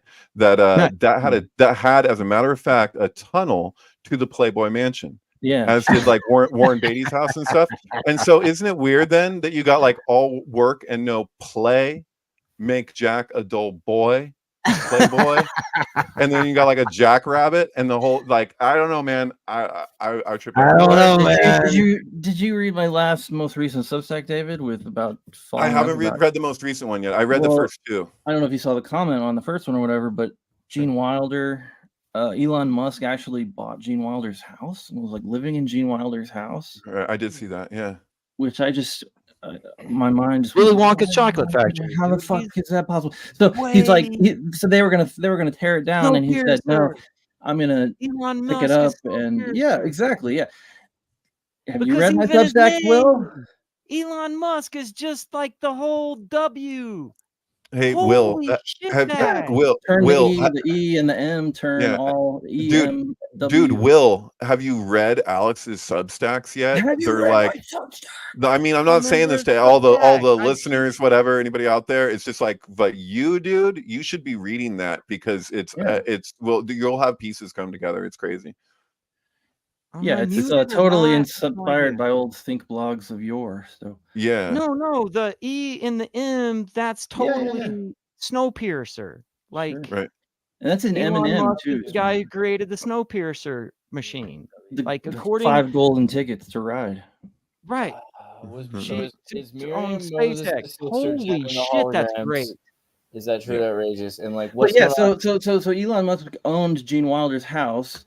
Yeah. And I was going to bring that up because, of course, Elon Musk is a tunneler. He's in the boring company, so he's all about going underground. And so he's like, doesn't want to sell his house. And he's even said, he's like, it's all kinds of weird doors to nowhere and hidden tunnels and stuff. And it's like, and then he says, I want to preserve Gene Wilder's spirit, which is like this being John Malkovich kind of idea of like, is he literally gonna? Is that literally what he's talking about doing? So yeah, it's interesting.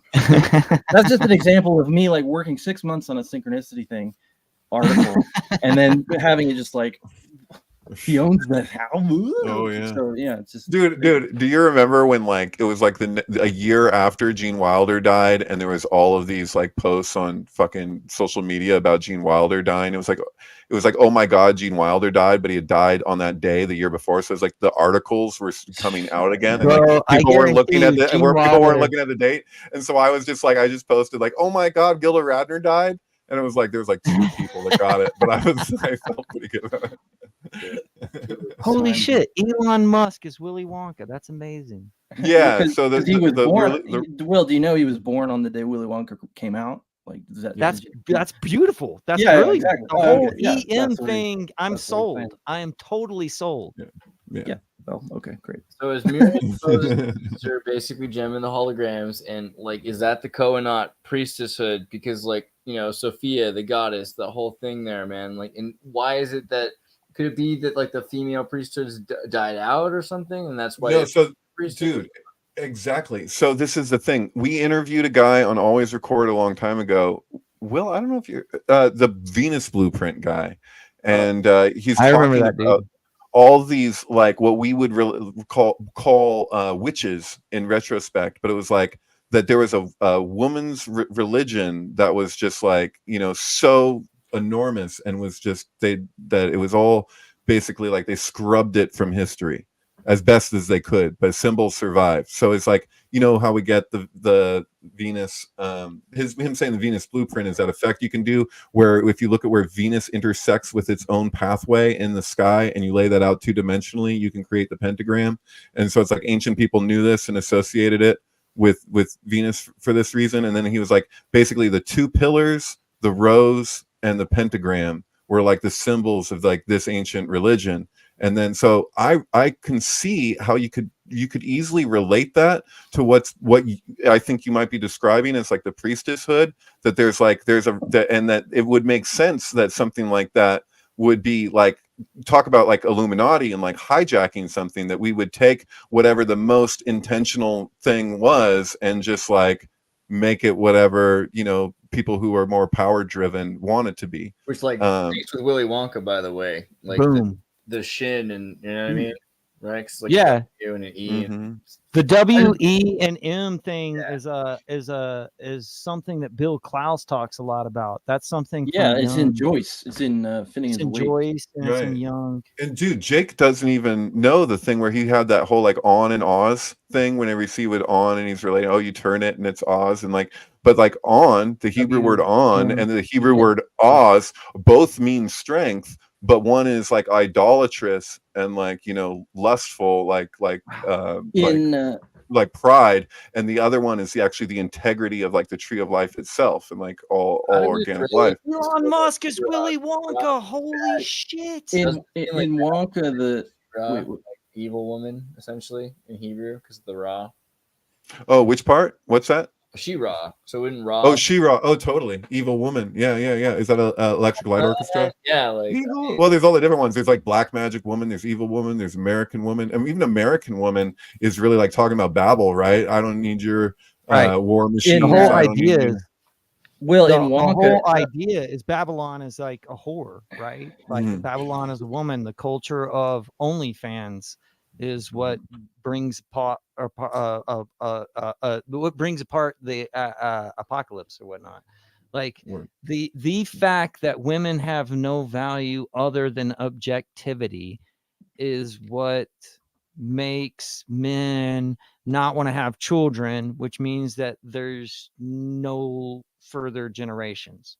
Does that make sense? Right. It's a challenge of the emperor to embody the hay. And so the hay is the feminine aspects of tetragrammaton, like the mother and the daughter.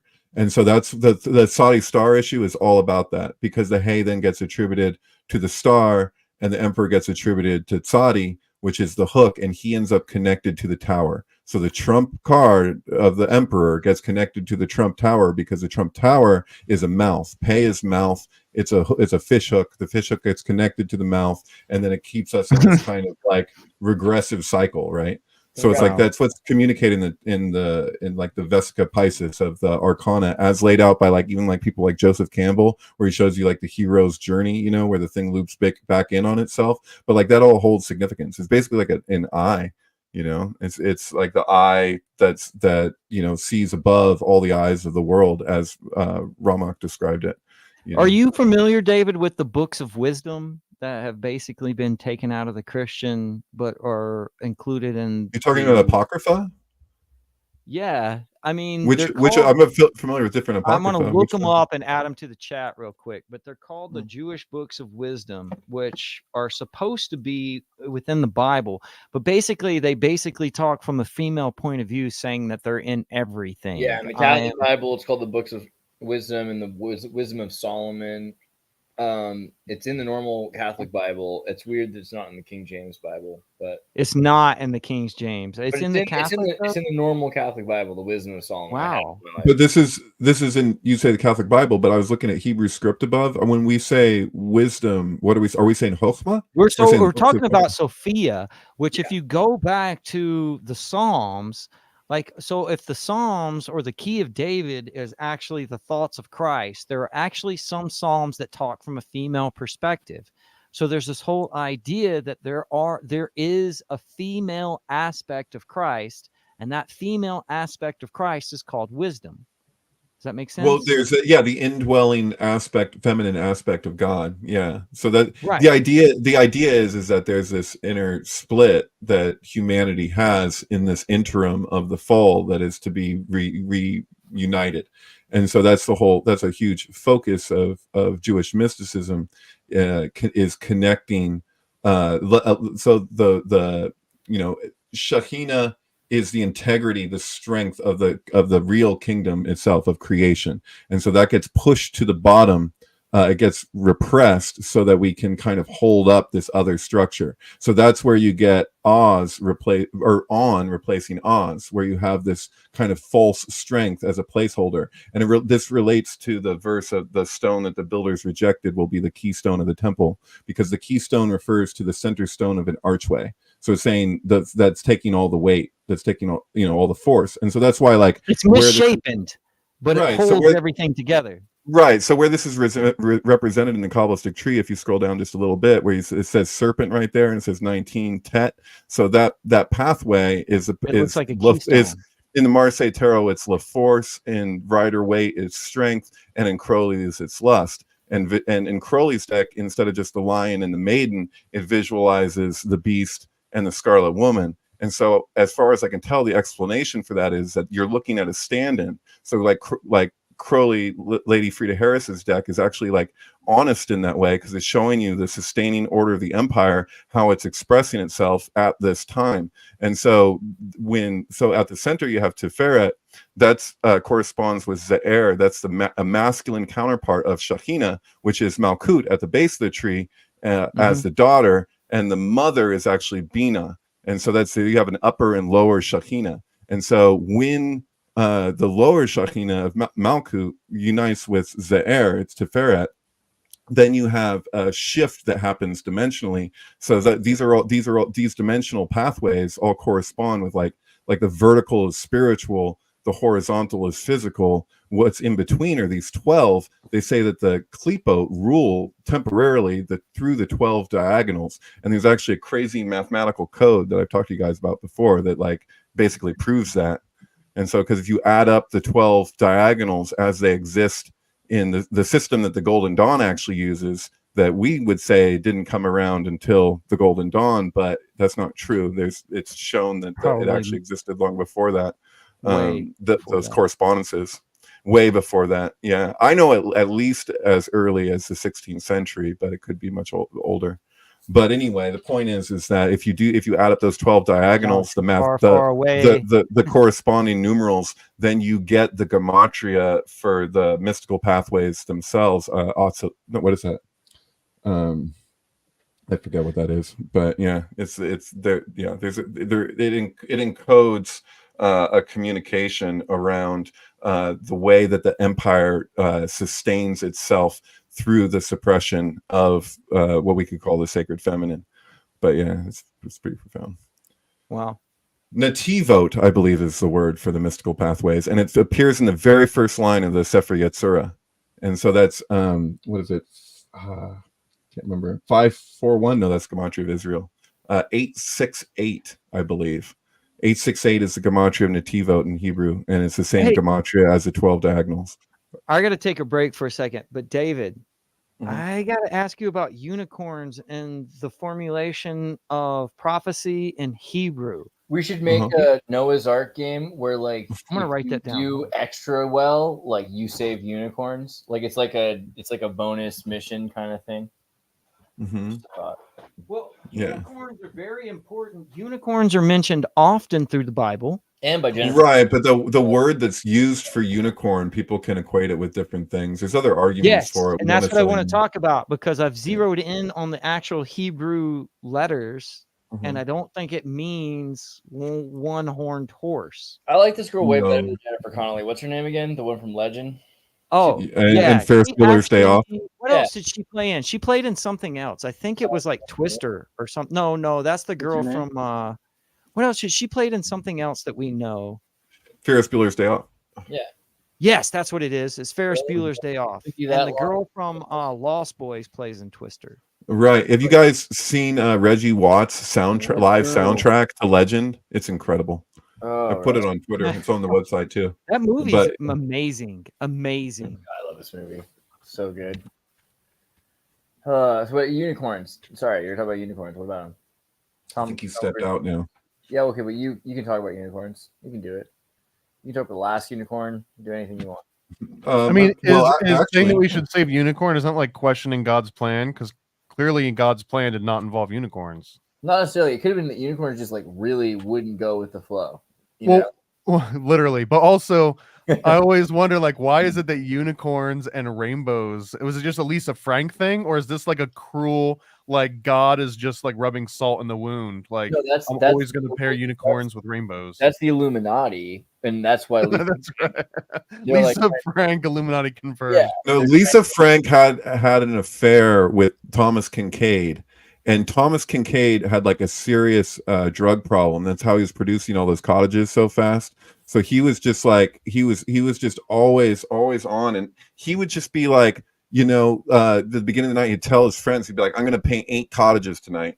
And his friends would be just like, "No, you're 8. That's crazy. You can't paint 8 cottages." Somebody and stop this guy. and he would just do like 10 lines of coke, and he would just paint all these cottages, and that, but Lisa Frank, it was during the time where he was with Lisa Frank that his cottages got a lot brighter. He had more winter scenes before that, really kind of like darker stuff, and then he just really just went all out with these summer scenes. And then when they split up and she got with Peter Max, then he went back to the more snow darker stuff. But yeah, I made all of that up, sorry. I like the story. That's okay, because I now live in a reality where Thomas Kincaid and Lisa Frank were a hot thing. Yeah, yeah, I liked It it. made sense. I went with it. I believe Yeah, it. I was fine with it. I thought it wasn't true until like right before you said that it wasn't true. I was starting to believe. So next time, just go with it. With the rainbow, clearly, it's all about the extinction of the unicorn. That's what every little girl should be told. Like, this is a picture about the flood. This is a picture Correct. about the death of the unicorns, because And they this would is God's promise that you're never going to see a unicorn again. because Right, well, God told you to get on the boat and you wouldn't do it. It's like get in the. It's kind of like get in the ark is kind of like go into the fallout shelter. Like when Well, you're the rainbow is a symbol of the covenant. There's multiple covenants, right? But the covenants are always kind of like connected with some big ordeal. And so the flood is like, in this case, the ordeal. Like circumcision is obviously its own ordeal for the covenant. But Give you yeah, a rainbow sticker on your way out. yeah, but no, I never made the connection between between the death of the unicorn and the flood and the rainbow. That's pretty fascinating. Yeah, but also that Shekinah is related to a rainbow. If you see a rainbow and you're like a Kabbalist, you're supposed to look the other way out of respect, because you're basically seeing the closest representation of Shekinah that you can see in the world of form. Jewish fairy tales, giant of the flood, unicorn. How shall I obtain the unicorn? I can bring the unicorn Noah. The Noah smiled. Wade Og brought the unicorn. It was as big as a mountain. The unicorn, it lay in front of the ark. Noah saw by action. He must save it. With a big chuckle, you'll save me. I don't know. I don't know the story, but sounds like the unicorn doesn't make it, right? Like I would imagine. Or does he go off to like Og and Eden, or like the land of the giants? Is that the deal? Well, there's this in the, what is it, the Gomorrah or something? There's like a communication around that giant. They used it in the film Noah from Darren Aronofsky, and I think who played that character? That was like Anthony Hopkins or something. Who's that? Was that Anthony Hopkins? It was, wasn't it? Giants unicorns. Yeah, but he was a play on. In the story, it said that he swam behind the ark. So he just like kept up with it or whatever. But that's not what happened in the movie. Where we're talking about the like rainbows and possibly the culling of humanity, I want to just make a really important point that in Jem and the Holograms, Jem's not the one that has any of the power. All the power comes from Synergy, which is a holographic computer that can generate music and images on a whim, which kind of sounds like the stuff that we've been dabbling in. But that's the real power of Jem and the Holograms. That's the code name. You shouldn't tell everybody. But also at the end of the day, her father, Jerica Benton, is based on. Well, Jerica Benton's father is based on a real hologram and physicist scientist that existed at the time. So at the beginning of Jem and the Holograms, it all starts out where Jerica Benton's father has died, left them with Synergy, and Synergy is, of course, this artificial intelligent computer and everything. But Jerica Benton has the control of it, right? Like she's got the holographic earrings, which are the septagram 7-pointed star earrings that she can use to like project and control Synergy. And I don't see Synergy like existing so much outside of Dr. Benton creating Synergy, right? Is there like a rock contest between Jem and the Holograms and Barbie and the Rockers? Sort of in real life, but not in the show. So what happened was Jem was coming out, and then Barbie was like, "What? They're making a cartoon about about another doll than us?" And so they rushed to create a Barbie show that came out right before the Jem show, and it was just terrible. But at the same time, they beat them to market, and they did what they had to do. But Jem and the Holograms is obviously like one of the greatest. That reminds me of the Electric Boogaloo guys. Is that like they're just like, oh, this is the next big thing. We better hurry up and come out with Break-In while they come out with Wild Style or whatever. No, this was more like there was this little lady who was in charge of Barbie, and she was just like, like the Trump of dolls. And she would just destroy you if you were working on something, that they should be working on. Not just build up your company, but to build moats around your company so that no one else can approach you. Yeah, pretty horrible. But Jem and the Holograms was like the greatest creative. I mean, if you think about it, it's out of control. Like you have G.I. Joe's writer Christy Marx doing she did the Sisterhood of Darkness comic series. So she's really brilliant. And to have her do Jem and to have Jem's music, I forget the name now of the lady who did. I don't know. I think I did pretty good for knowing about like a girl's TV show from the 80s off the top of my head. But I forget the name of the lady who did all the songs, but she did like 200 songs for that show. What is her name? It's like Crystal or Jem Composer. Hold on. Because you have to imagine also someone's like, hey, we need you to write like songs for a TV show. She's like, okay. And Bryant, that's right. And like, how many songs do you have to write for the TV show? All of them? Okay, and what kind of show is it? Well, it's a show about a rock star. So you have to write rock songs, and not just a rock star, a pop star. And you have to write pop songs. How many pop songs do you need per show? I don't know, like 5 or 10. What? And then also, this is the first show to have music video sequences. Like that time, MTV and stuff. So for them, part of the plot, like the plot was advanced through, like they would. Like it would be a linear story, and then it would turn into a music video, but the music video was a continuation of that story. Dude, hold on a second. He's about to pull up like his entire collection of Jem and the Holograms. Yeah, I think he's about to impress us with something. He's gonna flip back on. He's gonna be Jem. You don't even know what I got over here. And then there was like the board game for Jem, which if you have the cassette tape. Oh no. And it's so cool like this game, man. I'm gonna show you this. You have the cassette tape? Yeah, I have to find it. It's in one of my containers. One of the Digitize it soon. Yeah. one of the boxes. Well, it's just got all the songs, and then you play the song based on this, right? And then It's Radio 8 Ball. It's Radio 8 Ball. I was about to say it. like Radio 8 Ball. But like, I mean, look how good it is, right? Like, it's just so good. It's like the best possible game that you could possibly imagine. Dude, it literally is Radio 8 Ball. Yeah. That's crazy. Pretty based. Weird. Pretty based. All right. Just saying. So Jem and Holograms Sick. made a sweet game. For any of you that were worried about it, you should know that. Pretty sick. All right. Well, good night, guys. No, I'm just kidding. We have to show you guys. Dude, plugs. MK Ultra down. Let me just pull you up real quick. Hold on a second. Also, Paranoid American. Let me do that first. Paranoid American's got his comic books in out. Oh, my big one now is adultoccult.com. That's that second one there, Illuminati. Oh, okay. But this is one I've got high hopes for. This one. It's the first ever time that I've done like a fully adult series, and I'm just hoping to cash in on some of that sweet sex sells bucks. Yeah, Because you I gotta, see you gotta these test the freaking market. boob comics making like 30 grand plus. So let's see if we can do that. Buy a Can test. we do sex cells like SECTS cells? Sex sells. cells. Sectarian Sex cells. That seems like a good idea. Yeah, so if you're into like that, I mean, if you're conflicted between your Mormonism and your like vices, go to Illuminati Occult Erotica Exposed.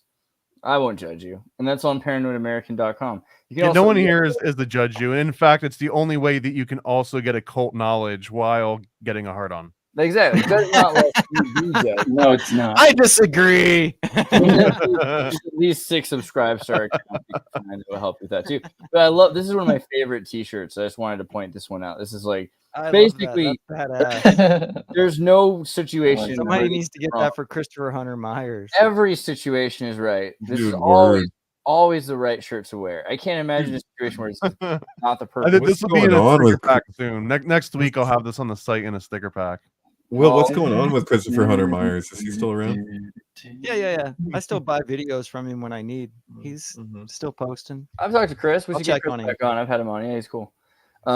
David, MK Ultrasound. If you go to MK Ultrasound 723, and you go click on highlights, and here's all of his sync films. And he's doing all kinds of crazy work. Absolutely insanity. Have you gotten into careful, TV careful, shows careful. yet? All time to share your video. I picked the perfect frame. That's why I deserved that. Yeah. No, You- the you think the Raelians that run X let me do whatever I want with that for the most part. You know, they're just really, body positive there. That's cool. So, I gotta like brush up on my French to watch the Raelian series. There's a Raelian documentary series. Was it Paranoid American? Did you show me that? Or Yeah, I posted on Twitter, but it's a French series. I'm sure it's got subtitles. you gotta go to Coder or what's it called? Kodi or whatever, and you can or Plex, and you can scrape subtitles. I'm sure that'll be available. American Horror Story. That's like pretty much encompasses everything we've been talking about tonight, kind of. And then make sure you guys go to Crypto Kubrology. Make sure you check out all of the amazing work being done by Alex. Thank you. And the Substack as well. That's where That's true. You can go to the my Substack. bread and butter is going for these days. Yeah, jump in. Substack's really important because there's all kinds of crazy people writing in crazy deep stuff. But Crypto Kubrology, Each one of all 5 of these are like this is like a 30-minute read each. This is like a small book's worth of stuff on synchronicity. And That's old sync just post. dive in. Just dive. Yeah, Yeah, it's totally inspired by that. Where's the picture? Let's get to Wonka. This is where to go.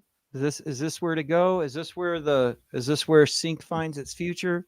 These were- where I've been working on. This is what I've These been were working on. fun to make because it's just like Alex just gave me like a list of things that he wanted included, and it was just so much fun to just like I like part 3. If you can look at the image on part 3 there, I guess you're on here. Oh yeah. See, okay, so although I enjoy making videos, nothing was as satisfactory as making a sync post, man. Sync posts were the most fulfilling things back in the day. It was.